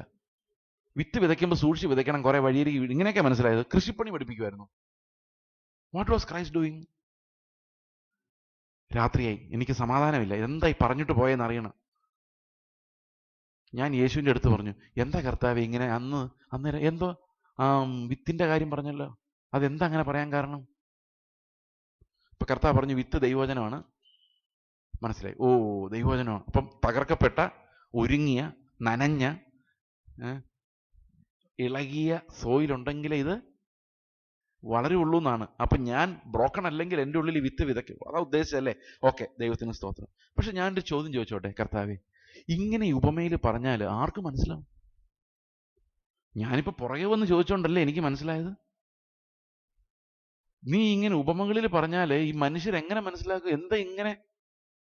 കർത്താവ് പറഞ്ഞു, എന്താന്നറിയോ, ഞാൻ ഇങ്ങനെ പറയാനുള്ള കാരണം അവര് കേട്ടിട്ടും മനസ്സിലാകാതിരിക്കാൻ വേണ്ടിയാ. അവര് കേട്ടിട്ടും എന്താ കാര്യം? 10-ാം വാക്യം. പിന്നെ ശിഷ്യന്മാർ അടുക്ക വന്ന് അവനോട് ഉപമകളായി സംസാരിക്കുന്ന എന്താന്ന് അവനോട് ചോദിച്ചു. അവൻ അവനോട് ഉത്തരം പറഞ്ഞത്, സ്വർഗരാജ്യത്തിലെ മർമ്മങ്ങളെ അറിയുവാൻ നിങ്ങൾക്ക് വരം ലഭിച്ചിരിക്കുന്നു. അപ്പൊ സ്വർഗരാജ്യത്തിന്റെ മർമ്മങ്ങൾ അറിയുന്നത് ദൈവം നമുക്ക് തരുന്ന ഒരു വരമാണ്. ഇത് കേൾക്കാൻ പറ്റുന്നത് ഒരു വരമാണ് എന്ന് എനിക്ക് അന്നേരം മനസ്സിലാകുന്നത്. അവർക്കോ അത് ലഭിച്ചിട്ടില്ല. അടുത്ത വാക്യം, ഉള്ളവന് കൊടുക്കും. നിങ്ങൾ ഇനിയും കേൾക്കാൻ പോകുന്നേ ഉള്ളൂ. ഇല്ലാത്തവന്റെ ഇന്ന് ഉള്ളതും കൂടെ എടുത്തു കളയും. അവന് സമൃദ്ധി ഉണ്ടാകും. അതുകൊണ്ട് അവർ കണ്ടിട്ടും കാണാതെയും കേട്ടിട്ടും കേൾക്കാതെയും ഗ്രഹിക്കാതെയും ഇരിക്കയാൽ ഞാൻ ഉപമകളാൽ അവരോട് സംസാരിക്കുന്നു. ഇതിവിടെ ഇങ്ങനെ എഴുതിയിരിക്കുന്നെങ്കിൽ നമ്മൾ ലൂക്കോസിന്റെ സുവിശേഷത്തിൽ എഴുതിയിരിക്കുന്നത് അവർ മനസ്സിലാക്കാതിരിക്കാൻ വേണ്ടിയാണ്. അപ്പൊ ഞാൻ ആലോചിച്ചു, ദൈവം എന്ത് കഷ്ടമാ, സുവിശേഷം പറയുന്നു, ബൈബിൾ ക്ലാസ് എടുക്കുന്നു, ആർക്കും മനസ്സിലാകാതിരിക്കാൻ വേണ്ടി ഞാൻ ഇവിടെ നിന്ന് കുറെ കാര്യങ്ങൾ പറഞ്ഞിട്ട് പോയിട്ട് എന്താ കാര്യം? കർത്താവ് പറഞ്ഞു, ആർക്കും ഞാനിത് തടഞ്ഞിട്ടില്ല, ആർക്ക് വേണമെങ്കിലും ഇതിന്റെ പൊരുൾ ഗ്രഹിക്കാം, പക്ഷെ ഒരൊറ്റ കാര്യമുള്ള, എന്റെ പുറകെ വരണം, രാത്രി ചെന്ന് മുട്ടണം, കർത്താവേ സമാധാനം കിട്ടുന്നില്ല, എന്താ ഇതിന്റെ പൊരുളെന്ന് ചോദിക്കണം. ചുമ്മാ ആർക്കും ഇനി ഇത് കൊടുക്കുന്നില്ല. പ്രസംഗിക്കാൻ 5 പോയിന്റ് കിട്ടാൻ വേണ്ടി ഇത് വിവരിക്കുന്നില്ല. ഇനി അനുഗമിക്കുന്നവനെ വെളിപ്പാടുള്ളൂ. യേശുവിന്റെ പിന്നാലെ നടന്നാൽ. എന്നിട്ട് എന്ത് സംഭവിച്ചു? അപ്പോസ്തലന്മാർ ചെന്ന് ഇതിന്റെ പൊരുൾ ചോദിച്ചപ്പം കർത്താവ് പരസ്യമായിട്ട് പറയാതിരുന്ന കുറെ ഉപമകളും കൂടെ വ്യാഖ്യാനിച്ചു, പറഞ്ഞു കൊടുത്തു. പുതിയ ഉപമ, അത് വേറെ ആരും കേട്ടിട്ടില്ല. അതിൽ ചിലത് ഇന്നും ആർക്കും മനസ്സിലായിട്ടില്ല. ഇന്നും മനസ്സിലാകാത്ത ഉപമ അവിടെ കിടപ്പുണ്ട്. ഒരു ഉപമ 51-ാം വാക്യം. ഇതെല്ലാം ഗ്രഹിച്ചുവോ എന്നതിന് അവർ ഉവ്വെന്ന് പറഞ്ഞു. അപ്പൊ ഇതാ കിടക്കുന്നു, എല്ലാം ഗ്രഹിച്ചോ? ഗ്രഹിച്ചു, മിടുക്കന്മാരായല്ലേ. അപ്പൊ കർത്താവ് അടുത്ത പറഞ്ഞു, അവൻ അവരോട്, അതുകൊണ്ട് സ്വർഗരാജ്യത്തിന് ശിഷ്യനായി തീർന്ന ഏത് ശാസ്ത്രിയും തന്റെ നിക്ഷേപത്തിൽ നിന്ന് പുതിയതും പഴയതും എടുത്തു കൊടുക്കുന്ന ഒരു വീട്ടുടയവനോട് സദൃശനാകുന്നു എന്ന് പറഞ്ഞു. ഇതാ കിടക്കുന്നു. ഇതുവരെ ഗ്രഹിച്ചതെല്ലാം ഗ്രഹിച്ചു, ഇത് മാത്രം ഗ്രഹിച്ചില്ല. ഇതെന്താണ്? 4 കമന്ററി നോക്കിയാൽ 4 രീതിയിലിരിക്കും. ഇനിയും ഇതിനകത്തുനിന്ന് നമുക്ക് പൊരുൾ മനസ്സിലാകാനുണ്ട്. God will definitely lead us into it. അത് കേൾക്കാനും ഗ്രഹിക്കാനും നമുക്ക് വരം ലഭിച്ചിരിക്കുന്നു. അപ്പോൾ ദൈവരാജ്യത്തിലേക്ക് പ്രവേശിക്കുന്നതിന് നമുക്ക് എന്തെല്ലാം ആവശ്യമാണ്? ബ്രോക്കൺനെസ് ആവശ്യമാണ്. അവന്റെ പിന്നാലെ നടക്കുക എന്ന് പറയുന്നത് ആവശ്യമാണ്. അവനെ അനുസരിച്ച് അവന്റെ പിന്നാലെ നടക്കുന്നവർക്കാണ് വെളിപ്പെടുത്തലുകൾ ഉണ്ടാകുന്നത്. അതുകൊണ്ട് ചീപ്പായിട്ട് ബൈബിൾ പഠിക്കാനുള്ള വഴി ബൈബിൾ കോളേജിൽ പോകാന്നുള്ളതാണ്. കാര്യമായിട്ട് പഠിക്കണമെങ്കിൽ യേശുവിന്റെ പിന്നാലെ പോകണം. ഏതാ എളുപ്പം? യേശുവിന്റെ പിന്നാലെ പോകുന്നതാണോ എളുപ്പം? അതാ നല്ലത്.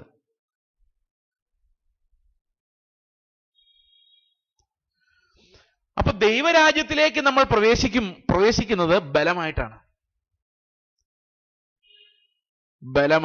നമ്മുടെ അടുത്ത് തന്നെ ദൈവരാജ്യമുണ്ട്. ഉണ്ടോ? നിങ്ങളുടെ അടുത്ത് ദൈവരാജ്യമുണ്ടോ?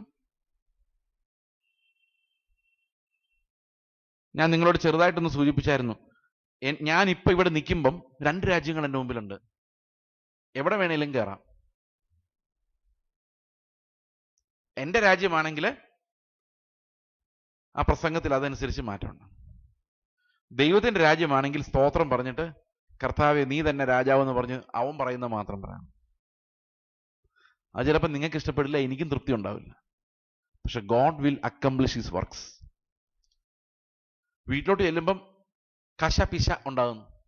എൻ്റെ രാജ്യം സ്ഥാപിക്കാം, അവിടെ തന്നെ ദൈവത്തിന്റെ രാജ്യമുണ്ട്, അവിടെ തന്നെ നിങ്ങളുടെ ഇടയിൽ തന്നെ ഇരിപ്പുണ്ട്. ഉടൻ ദൈവരാജ്യത്തിലോട്ട് കയറിയിട്ട് പറയാം ദൈവമേ സ്തോത്രം.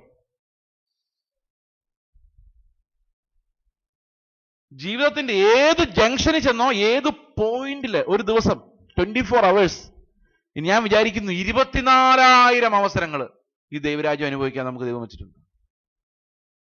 എനി മോമെന്റ് വചനം കേട്ടോണ്ടിരിക്കുമ്പം കർത്താവെ നിന്റെ രാജ്യത്തിൽ ഞാൻ വന്നിരിക്കുന്നു, സ്തോത്രം. നീ രാജാവായിരുന്ന് ഇതെന്നെ കൊണ്ട് ജയിപ്പിക്കണം. രാജ്യത്തിലേക്ക് പ്രവേശിച്ചു. ഇതൊക്കെ ഞാൻ പ്രസംഗിക്കുമ്പോഴും 24 മണിക്കൂറുള്ള നമ്മൾ ഒരു ദിവസം 24 മണിക്കൂർ അളന്ന് ദൈവം നമുക്ക് തന്നിട്ട് നമ്മളോട് ചോദിക്കുക എത്ര നേരം ദൈവരാജ്യത്തിലാണ്, എത്ര നേരം സ്വന്തം രാജ്യത്തിലാണ്? ഒന്ന് ചിന്തിച്ചു നോക്കി. എത്ര നേരം ദൈവരാജ്യത്തിലുണ്ടാവും? 10 മിനിറ്റ്? 10 മിനിറ്റ്? ഈ ദൈവരാജ്യത്തിലേക്ക് ഒരു 10 മിനിറ്റ് കയറാൻ പോലും നമുക്ക് പാടാ. കയറണമെങ്കിൽ എന്ത് വേണം? ഒരു ക്രൂശ് വേണം, എന്നാലേ കയറുള്ളൂ. ഇത് മനസ്സിലാക്കണമെങ്കിൽ ഒന്ന് ആലോചിച്ചാൽ മതി. ഒരു ക്രൂശ് നമ്മുടെ ജീവിതത്തിൽ വന്നാലാണ് ദൈവരാജ്യത്തിലോട്ട് നമ്മൾ കയറുള്ളൂ. ആണോ അല്ലയോ? മനസ്സിലായോ? എന്തെങ്കിലും ഒരു ക്രൈസിസ്, ഈ ക്രൂശ് എന്ന് പറയുമ്പോൾ നിങ്ങൾ വിചാരിക്കരുത് അയ്യോ ഉപദ്രവം വന്നു. ഈ ക്രൂശിനെ മനുഷ്യരെല്ലാം പേടിച്ചിരിക്കുക, ജനം മൊത്തം. സാധാരണ സഭകളിൽ ചെല്ലുമ്പോൾ പാസ്റ്റർമാർ പറയും പുതിയ വിശ്വാസികളെ സഹോദര ഉപദ്രവിക്കരുത് എന്ന് പറഞ്ഞ് ഒത്തിരി കട്ടിയുള്ളതൊന്നും ക്രൂശിനെ കുറിച്ചൊന്നും പറയരുതെന്ന് അർത്ഥം. ക്രൂശ് എന്നും മനുഷ്യനൊരു ഇടർച്ചയായിട്ടിരിക്കുക. എന്താ ഈ ക്രൂശ് എന്ന് പറയുന്നത്? The offence of the cross. ഇത് ഞാൻ കഴിഞ്ഞ ആഴ്ച ഒരു ചർച്ചയിൽ പറഞ്ഞ കാര്യമാണ്. ക്രൂശിനെ കുറിച്ച് ആളുകൾ ചിന്തിക്കുന്നത് ഇത് ഭയങ്കര പീഡനവും പെർസിക്യൂഷനുമാണ്, ഉപദ്രവമാണെന്ന്. അല്ല, ക്രൂശ് എന്ന് പറയുന്നത് ഒരിക്കലും ഒരു ഉപദ്രവമല്ല. ക്രൂശ് എന്ന് പറയുന്നത് ഒരു വെല്ലുവിളിയാണ്, ഒരു ചലഞ്ച്. It's A challenge. ക്രൂശ് എന്ന് പറയുന്നത് എൻ്റെ പഴയ ജഡത്തോട് ഞാനൊരു വെല്ലുവിളി വയ്ക്കുകയാണ്. നിന്നെ കൊണ്ട് പറ്റുമോ? ഇല്ല, എന്നാ മാറിക്കോ. എനിക്ക് സ്നേഹിക്കാൻ പറ്റാത്ത ഒരാൾ എൻ്റെ മുമ്പിൽ നിൽക്കുന്നു. ഞാൻ ചോദിക്കാം പഴയ ജഡത്തോട്, is it possible for you? No, challenge. നീ മാറിക്കോ. ഒരു പ്രതിസന്ധി വരുന്നു. Can you rejoice? The old man cannot. പഴയ മനുഷ്യന് പറ്റാത്ത ചലഞ്ചസിനെയാണ് നമ്മൾ ക്രൂശ് എന്ന് പറയുന്നത്. പഴയ മനുഷ്യനെ നിശബ്ദനാക്കാൻ ദൈവം അനുവദിക്കുന്ന വെല്ലുവിളികൾ, ചലഞ്ചസ് ആണ് ക്രൂസ്. പഴയ മനുഷ്യനെ കൊണ്ട് ചെയ്യാൻ പറ്റാത്ത എക്സർസൈസസ് ആണ് ക്രോസ്.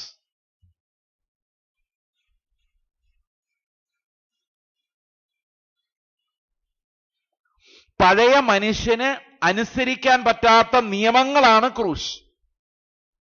അപ്പൊ പഴയ മനുഷ്യനോട് ഞാൻ പറയും Marico, U cannot do it. വേറൊരു ഭാഷയിൽ പറഞ്ഞാൽ എന്റെ റിസോഴ്സസ് കൊണ്ട് എനിക്ക് ചെയ്യാൻ പറ്റാത്ത ചലഞ്ചസ് ആണ്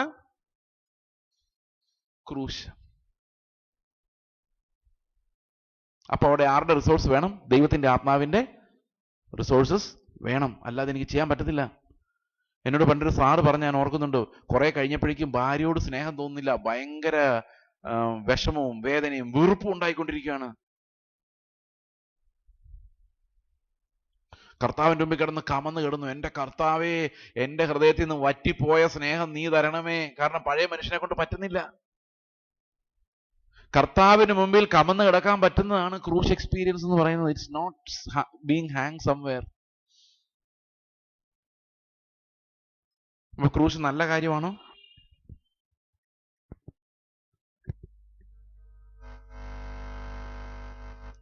ദൈവത്തിന്റെ രാജ്യത്തിലേക്ക് പ്രവേശിക്കണമെങ്കിൽ ജഡരക്തങ്ങൾക്ക് അത് സാധിക്കില്ല.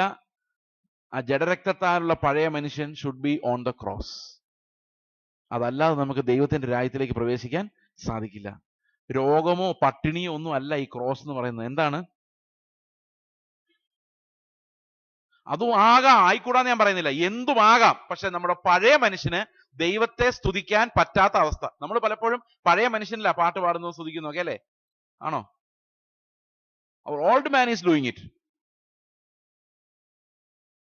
നമ്മൾ പലപ്പോഴും ആൾക്കാരെ സ്നേഹിക്കും. നമ്മൾ വിചാരിക്കും ഓ ഞാൻ യേശുവിലായപ്പോൾ എനിക്കിപ്പോൾ എല്ലാവരും ഭയങ്കര സ്നേഹമാണ്. ചിലപ്പം പഴയ മനുഷ്യൻ തന്നെ ആയിരിക്കും സ്നേഹിക്കുന്നത്. എങ്ങനെ തിരിച്ചറിയാം പഴയ മനുഷ്യനാണോ പുതിയ മനുഷ്യനാണോ? സ്തോത്രം ചെയ്യുന്നത് പഴയ മനുഷ്യനാണോ പുതിയ മനുഷ്യനാണോ എങ്ങനെ തിരിച്ചറിയാം? എന്റെ പഴയ പ്രകൃതത്തിൽ നിന്നാണോ ഇത് വരുന്നത്, പുതിയ പ്രകൃതത്തിൽ നിന്നാണോ ഇത് വരുന്നതെന്ന് തിരിച്ചറിയണമെങ്കിൽ ക്രൂശ് വന്നാലേ അറിയുള്ളൂ. ക്രൂശ് വന്നാൽ പഴയവൻ മിണ്ടാതാവും, പുതിയവന് മാത്രമേ സ്തോത്രം ചെയ്യാൻ പറ്റൂ. ക്രൂശ് വന്നാലേ അറിയുള്ളൂ പഴയവനാണോ സ്നേഹിക്കുന്നത്, എൻ്റെ ഉള്ളിൽ ഇരുന്നുകൊണ്ട് സ്നേഹിക്കുന്നത്, പുതിയവനാണോ എൻ്റെ ഉള്ളിൽ ഇരുന്ന് സ്നേഹിക്കുന്നതെന്ന് മനസ്സിലാക്കണമെങ്കിൽ എന്ത് വേണം? ക്രൂശ് നമ്മുടെ മുമ്പിൽ വന്നാലേ അറിയാൻ പറ്റത്തുള്ളൂ. ക്രൂശ് വരുമ്പോഴും സ്നേഹം പോകുന്നില്ലെങ്കിൽ അതിനർത്ഥം എന്താണ്? പഴയതല്ല പുതിയതാണ് വർക്ക് ചെയ്യുന്നതെന്ന്. അപ്പൊ ക്രൂശ് എന്ന് പറഞ്ഞാൽ എന്താ? പഴയ മനുഷ്യനെ കൊണ്ട് സാധിക്കാത്ത പ്രവൃത്തികളാണ് പുതിയ മനുഷ്യൻ ജയിക്കാൻ വേണ്ടി, പുതിയ മനുഷ്യൻ സ്ട്രോങ് ആകാൻ വേണ്ടി, പുതിയ മനുഷ്യനെ ബലവാനാക്കാൻ വേണ്ടി ദൈവം വെക്കുന്ന ചലഞ്ചസ് ആണ് ക്രൂശ്. എത്ര ക്രൂശ് ഉണ്ട് നമ്മുടെ ജീവിതത്തിൽ? എല്ലാ ദിവസവും ഉണ്ട് ഓരോ ക്രൂശ്. നമുക്ക് വേണ്ടി മുന്നൊരുക്കിയിരിക്കുന്ന പ്രവൃത്തികൾ, നമ്മുടെ മുൻപിൽ വരുന്ന ആളുകൾ, സ്നേഹിക്കാൻ പറ്റാത്ത ആൾക്കാർ. എന്നോട് കർത്താവ് ഒരിക്കൽ പറഞ്ഞ, നമുക്കൊരു ഭിക്ഷക്കാരൻ വരുമ്പോൾ അവനൊരു 500 രൂപ കൊടുക്കാൻ കഴിഞ്ഞാൽ ഭയങ്കര സന്തോഷമായിരിക്കും. 500 പോയിട്ട് 50 രൂപ കൊടുക്കാൻ പോലും പറ്റാറില്ല, 10 രൂപ പോലും കൊടുക്കാൻ പറ്റാറില്ല. ജെനുവിനായിട്ട് അവൻ വയ്യാത്തവനാണ്, ആവശ്യക്കാരനാണെന്ന് അറിഞ്ഞു കഴിയുമ്പം കുറച്ച് പൈസ കൊടുക്കാൻ കഴിയുമ്പോൾ നമുക്കൊരു സന്തോഷം ഉണ്ടാവുമല്ലോ, ഒരു സ്വയനീതി നിന്നുണ്ടാകുന്ന ഒരു സന്തോഷം. ഞാൻ കൊടുത്തല്ലോ. വേറൊരുത്തൻ കൊടുത്തില്ലെങ്കിൽ ഈ സന്തോഷം കൂടുകയും ചെയ്യും, സ്വയനീതി നിന്നുണ്ടാകുന്ന സന്തോഷം. പക്ഷെ അവനെ വീട്ടിൽ കയറ്റിയിരുത്തി ഒരു ചായ കൊടുക്കണമെങ്കിൽ ഈ സ്വയനീതി കൊണ്ട് നടക്കൂല, പുതിയ മനുഷ്യനെ സാധിക്കുള്ളൂ. സ്വയനീതി കൊണ്ട് ചെയ്യുന്നവരുണ്ട് സ്ട്രോങ് ആയിട്ട്. പക്ഷെ നമുക്കത് സാധിക്കണമെങ്കിൽ നമുക്ക് പങ്കാളിത്തം കൊടുക്കണമെങ്കിൽ, ഞങ്ങൾ കുഞ്ഞുങ്ങളെടുത്തപ്പം ഞങ്ങളെ ദൈവം പഠിപ്പിച്ചൊരു പാഠം അത്. വിദ്യാഭ്യാസം കൊടുക്കാൻ സ്കൂളിൽ കൊണ്ടുപോയിട്ടാൽ മതി, അവരെ പഠിപ്പിച്ചോളൂ. പൈസ വരുന്നെങ്കിലും ഫണ്ട് കിട്ടിക്കോളൂ. നല്ല ഡ്രസ്സ് വാങ്ങിച്ചു കൊടുക്കാനായാലും പൈസ മതി.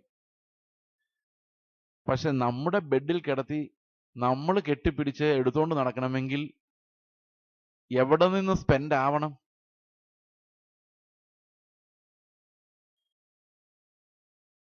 അപ്പൊ ഈ കുഞ്ഞുങ്ങൾക്ക് യഥാർത്ഥത്തിൽ വേണ്ടിയിരുന്നത്, ഞാൻ എൻ്റെ ഭാര്യയോട് പറഞ്ഞു, ഈ കുഞ്ഞുങ്ങൾക്ക് വേണ്ടത് പണവും വിദ്യാഭ്യാസവും നിങ്ങൾ വിചാരിക്കരുത്, അത് വഴിയിൽ ഏത് ഓർഫനേന്നും കിട്ടും.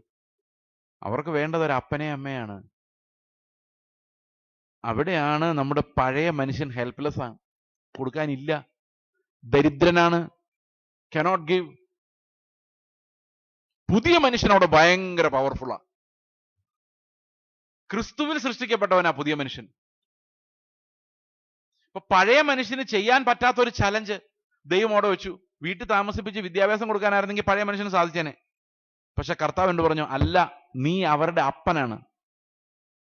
പഴയ മനുഷ്യൻ പറഞ്ഞു, ഞാൻ മാറി, എന്നെ കൊണ്ട് വയ്യ. ഇപ്പൊ പുതിയ മനുഷ്യനില്ലെങ്കിൽ ഞാനും മൊത്തത്തോടെ മാറി, കാരണം പുതിയ മനുഷ്യനില്ല. അപ്പൊ പഴയ മനുഷ്യൻ പറയുന്നതിൽ എനിക്ക് കേൾക്കാൻ പറ്റുള്ളൂ. ഞാൻ പറയുന്നെങ്കിൽ മനസ്സിലാകുന്നുണ്ടോ? പുതിയ മനുഷ്യനുണ്ടെങ്കിൽ പഴയ മനുഷ്യൻ മാറുമ്പോൾ പറയും, എന്നെ സ്നേഹിച്ചത് എന്റെ ദൈവം അവനെ അപ്പാന്ന് വിളിച്ചോളാൻ പറഞ്ഞോണ്ടാ, അവന്റെ പുത്രന്റെ എല്ലാ അവകാശങ്ങളുമാണ് എന്നെപ്പോലൊരു ശത്രുവിന്, മ്ലേച്ഛന് തന്നത്. അവന്റെ സിംഹാസനത്തിൽ പിടിച്ച എന്നെ ഇരുത്തിയേക്കുന്നത്. അതുകൊണ്ട് ഈ പുതിയ മനുഷ്യനറിയാം ആ സ്നേഹം എന്താന്ന്. അവൻ യേശുവിൽ നിന്നത് ഭയങ്കരമായിട്ട് പ്രാപിച്ചിട്ടുണ്ട്. അതുകൊണ്ട് അവന് പ്രയാസമില്ല ഈ ചലഞ്ച് അക്സെപ്റ്റ് ചെയ്യാൻ. അവൻ പറയും, ഇതാ എൻ്റെ മകൻ, ദൈവം തന്ന മകൻ, ഇവനെ ഞാൻ എടുത്തുകൊണ്ട് നടന്നു വളർത്തും, അവൻ എൻ്റെ മേൽവിലാസം കൊടുക്കും. അവൻ്റെ അപ്പൻ ആരാന്ന് ചോദിക്കുമ്പം ഈ ചേസ് ആണെന്ന് അവൻ ചൂണ്ടി പറയുമ്പം ഞാൻ സന്തോഷിക്കും. അത് പഴയ മനുഷ്യനെ കൊണ്ട് സാധിക്കത്തില്ല.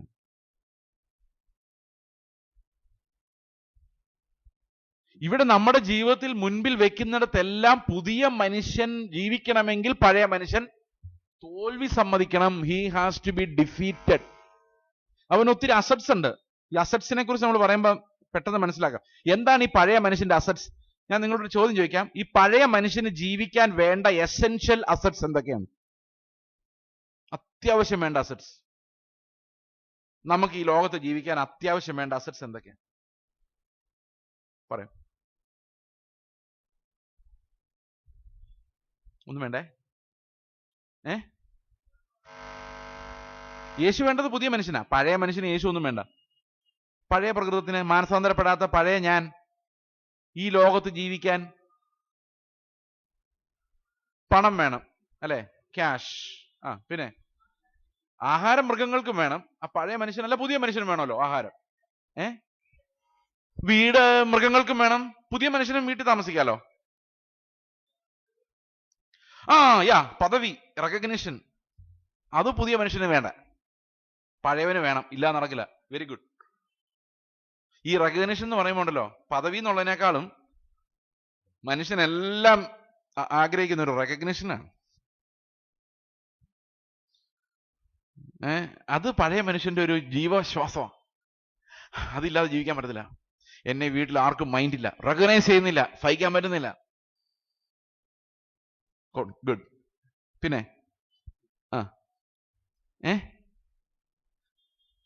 പണം, ഡ്രസ്സിങ്, അല്ലെ? ഡ്രസ്സിങ് പുതിയ മനുഷ്യനും വേണം. പക്ഷേ വ്യത്യാസമുണ്ട്. പുതിയ മനുഷ്യന് മാന്യമായിരുന്നാൽ മതി, പഴയ മനുഷ്യൻ അതുകൊണ്ട് ആകർഷിക്കപ്പെടുകയും കൂടെ വേണം. രണ്ട് കാഴ്ചപ്പാട് രണ്ടാ. ആ ഡ്രസ്സിങ്ങും ഈ ഡ്രസ്സിങ്ങും രണ്ട് ഡ്രസ്സിങ്.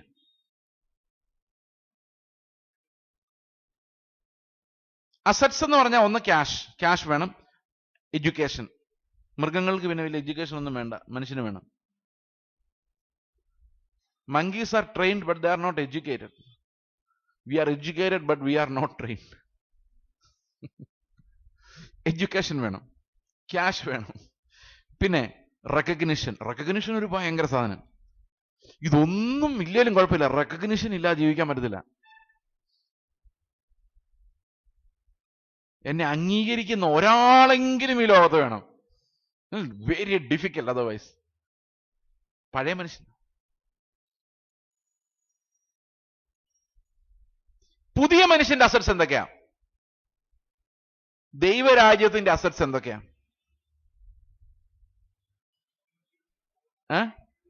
നീതി, സമാധാനം,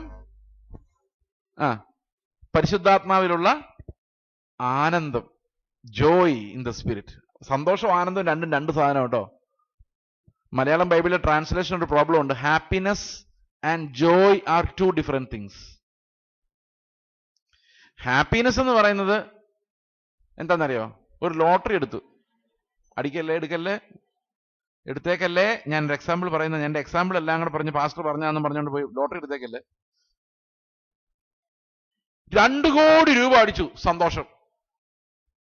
അടിച്ചു കഴിഞ്ഞ് നോക്കിയപ്പോൾ ലോട്ടറി ടിക്കറ്റ് കാണാനില്ല, സങ്കടം. അപ്പൊ ഈ സന്തോഷം വന്നും പോയിക്കൊണ്ടിരിക്കുന്ന സാധനമാണ്. ആരോഗ്യം, ഭയങ്കര ആരോഗ്യമാ, സന്തോഷം. പ്രഷറാ, സങ്കടം. ക്യാൻസറാ, ഭയങ്കര സങ്കടം. അപ്പൊ ലോകത്തിലെ സന്തോഷം വരും പോവും. That's A variable. എന്നാൽ ജോയ് എന്ന് പറയുന്നത് ഒരിക്കലും പോകില്ലാത്ത സാധനമാണ്. അത് അകത്തെ മനുഷ്യനെ ഇങ്ങനെ തുള്ളിച്ചാടിച്ചുകൊണ്ടിരിക്കും. പുറം മനുഷ്യൻ ദ്രവിച്ചു പോയിക്കൊണ്ടിരിക്കുമായിരിക്കും, പക്ഷെ അകത്തെ മനുഷ്യൻ അങ്ങ്, അത് ദൈവം തരുന്ന ഒരു ഡിപ്പോസിറ്റ് ആണ്. അത് ദൈവരാജ്യത്തിൽ മാത്രം കിട്ടുന്ന ഒരു സമ്പത്താണ്, ആത്മാവിലുള്ള ആനന്ദം. When people reject us.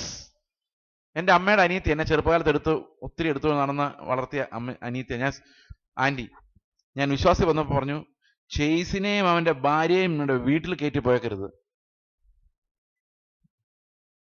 കേട്ടപ്പോ ആദ്യം ഒരു വിഷമം തോന്നി. എന്നാൽ ഈ ആളിത് പറഞ്ഞല്ലോ. പക്ഷെ ഉടനെ ഉള്ളിൽ നിന്ന് വന്ന ഒരു ആനന്ദം, യേശുവിന്റെ നാമത്തിൽ സ്തോത്രം.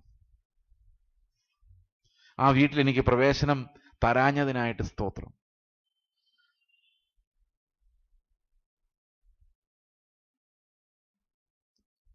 ഈ ആനന്ദത്തെ എടുത്തു മാറ്റാൻ ഒരു പിശാചിനും സാധിക്കത്തില്ല.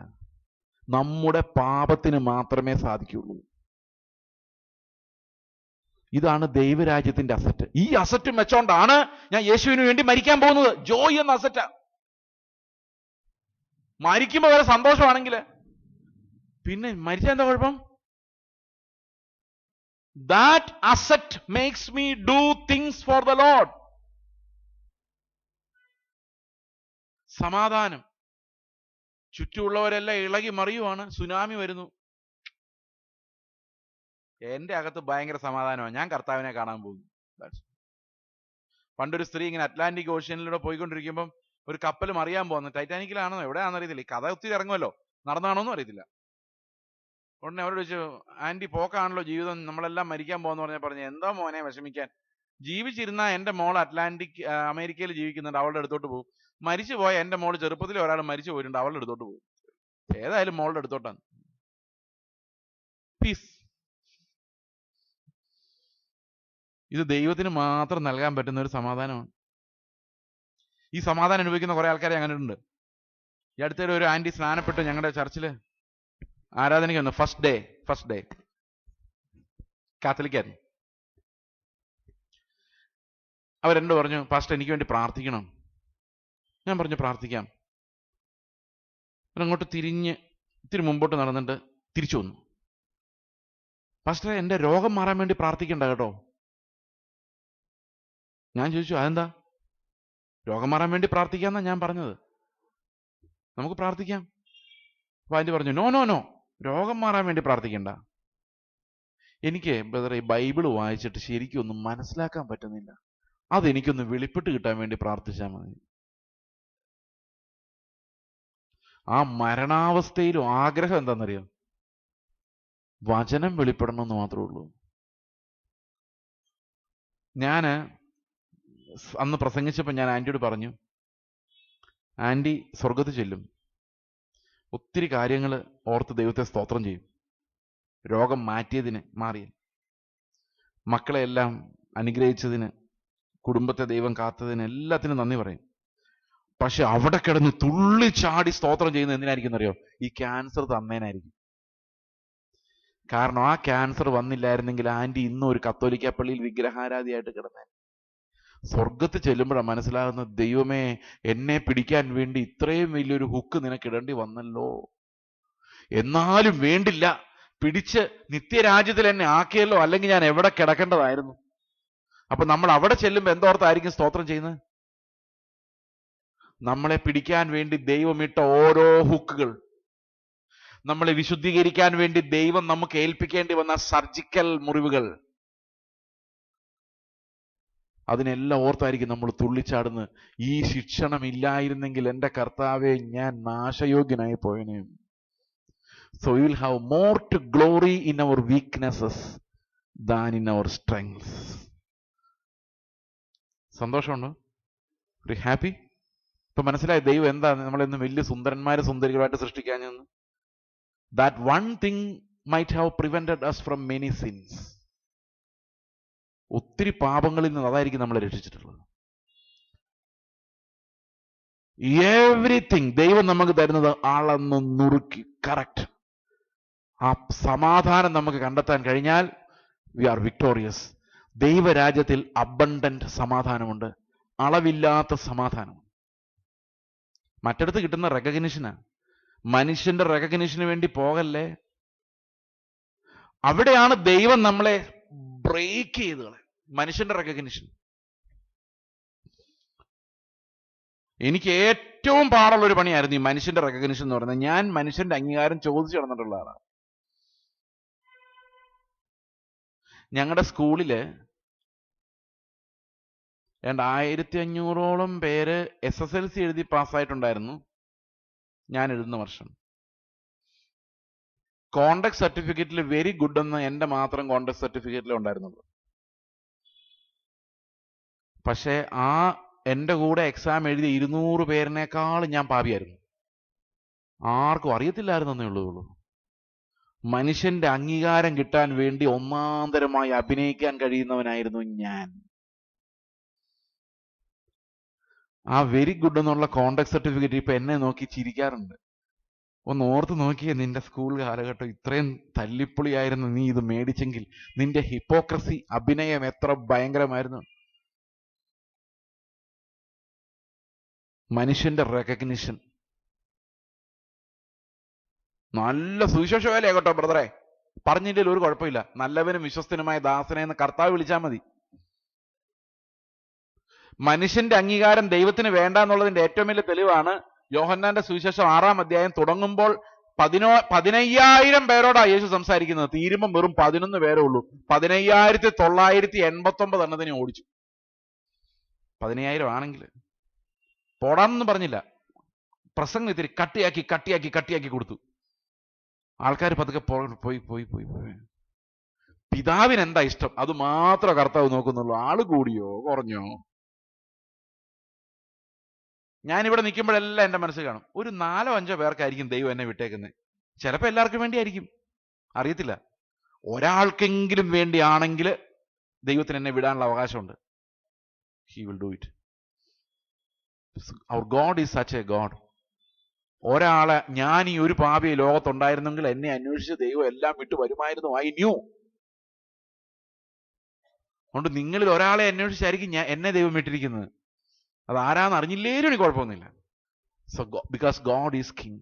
ദൈവമാണ് രാജാവ്. അവൻ പറയും പൊയ്ക്കോ പോ. ഞാനിതെല്ലാം പറയാൻ കാരണം ദൈവരാജ്യത്തിന്റെ അസറ്റ്സ് എന്ന് പറയുന്നത് അസാമാന്യമായ അസറ്റ്സ് ആണ്. സമാധാനം, അബണ്ടന്റ് പീസ്. ആൾക്കാർ ചോദിക്കും സകല ബുദ്ധിയും കവിയുന്ന ദൈവിക സമാധാനം, അതെന്താ സാധനം? സകല ബുദ്ധിയും കവിയുന്ന ദൈവിക സമാധാനം. ഇവനൊക്കെ എങ്ങനെ ഈ സമാധാനിച്ച് തുള്ളിച്ചാടി നടക്കുന്നത്? നിനക്ക് ബുദ്ധിക്ക് മനസ്സിലാവില്ല. കാരണം എന്റെ അകത്ത് കർത്താവുണ്ട്, അതാ എന്റെ സമാധാനം. You will not understand that in your brain. പിന്നെ നീതി എന്ന് പറയുന്ന ഒരു വലിയ അസറ്റ് തന്നെയാണ്. ഞങ്ങൾ ഇന്നിത് സംസാരിച്ചുകൊണ്ടിരിക്കുകയായിരുന്നു ഇത്തിരി മുമ്പ്. ശരിക്കും ദൈവരാജ്യത്തിന്റെ അസറ്റ് എന്ന് പറയുന്നത് യേശുവിന്റെ നീതിയുടെ സമൃദ്ധിയാണ്. വഴിയെ പോകുന്ന ഒരു ഭിക്ഷക്കാരനെ വിളിച്ച് അവന് ഡ്രസ്സ് കൊടുത്ത് അവനെ വീട്ടിലിരുത്തി അവനൊരു ചായ കൊടുക്കാൻ വരെയുള്ള സ്നേഹം എവിടെയുണ്ട്? ദൈവരാജ്യത്തിലുണ്ട്, വെളിയിലില്ല. ഇതിന് വെളിയിൽ നമ്മുടെ ഏറ്റവും അടുത്ത രക്തബന്ധം, സ്വന്തം കുഞ്ഞ്, ഭർത്താവ്, ഭാര്യ, ഇവർക്ക് കൊടുക്കാനുള്ള സ്നേഹമുള്ളൂ. പണ്ടുകാലത്ത് ഒരു കൂട്ടുകുടുംബത്തിൽ നമ്മുടെ സ്നേഹത്തിന്റെ കുടക്കകത്ത് കുറച്ചു പേർ കൂടെ വരാമായിരുന്നു. ഇന്ന് എന്റെ ഭാര്യയും മക്കളും അല്ലാതെ മൂന്നാമതൊരാൾ വന്നു കഴിഞ്ഞാൽ ഞാൻ അവനെ തള്ളി പുറത്താക്കി.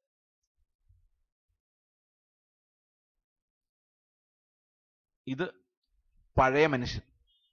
പുതിയ മനുഷ്യന്റെ അംബ്രല അവന്റെ എല്ലാ അയൽവക്കക്കാരെയും ഉൾപ്പെടുത്തുന്ന ഒരു വലിയ അംബ്രലയാണ്. അബണ്ടന്റ് ലവ് ആണ് ഇവന് ദൈവത്തിൽ നിന്ന് കിട്ടുന്നത്. അവന്റെ അക്കൗണ്ട് കിടക്കുക ഇത്. Just exercise faith, you get love to love that difficult person.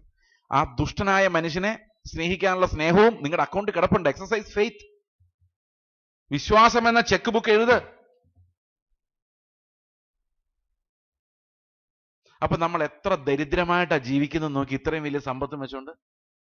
when we are unable to love, when we are unable to forgive, ക്ഷമിക്കാൻ പറ്റാതെ, സ്നേഹിക്കാൻ പറ്റാതെ, തകരാൻ പറ്റാതെ, ദൈവരാജ്യത്തിലേക്ക് പ്രവേശിക്കാതെ ഡിഫീറ്റഡ് ലൈഫ്സ് വീണ്ടും വീണ്ടും ജീവിക്കുന്നത് എത്ര മണ്ടത്തരമാണ്. With all these treasure.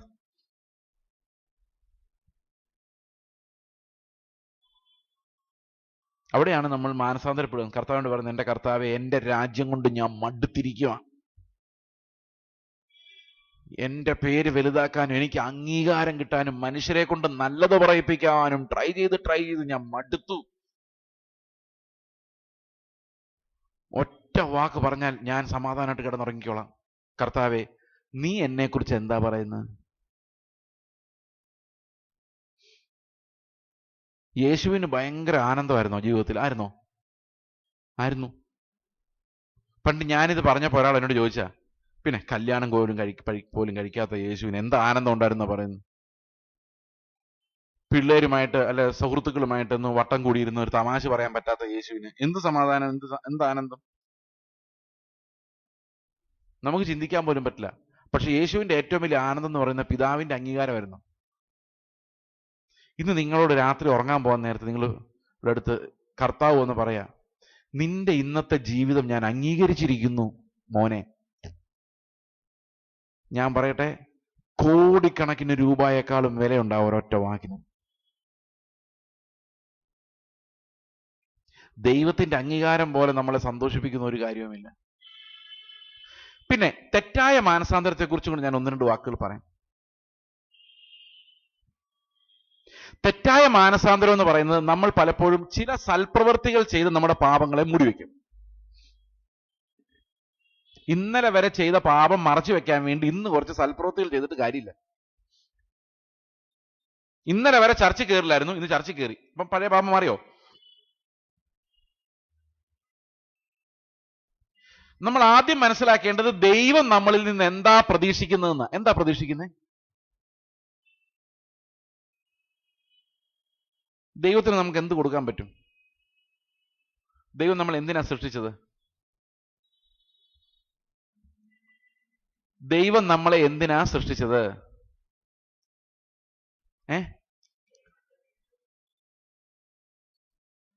ദൈവത്തിന് നമ്മളിൽ സന്തോഷിക്കാനാണ്. ആണോ? ആണ്. ഒരു മകന് അപ്പന് കൊടുക്കാൻ പറ്റുന്ന ഏറ്റവും വലിയ കാര്യം ഈ മകനിൽ സന്തോഷിക്കാൻ പറ്റുക എന്നുള്ളതാണ്.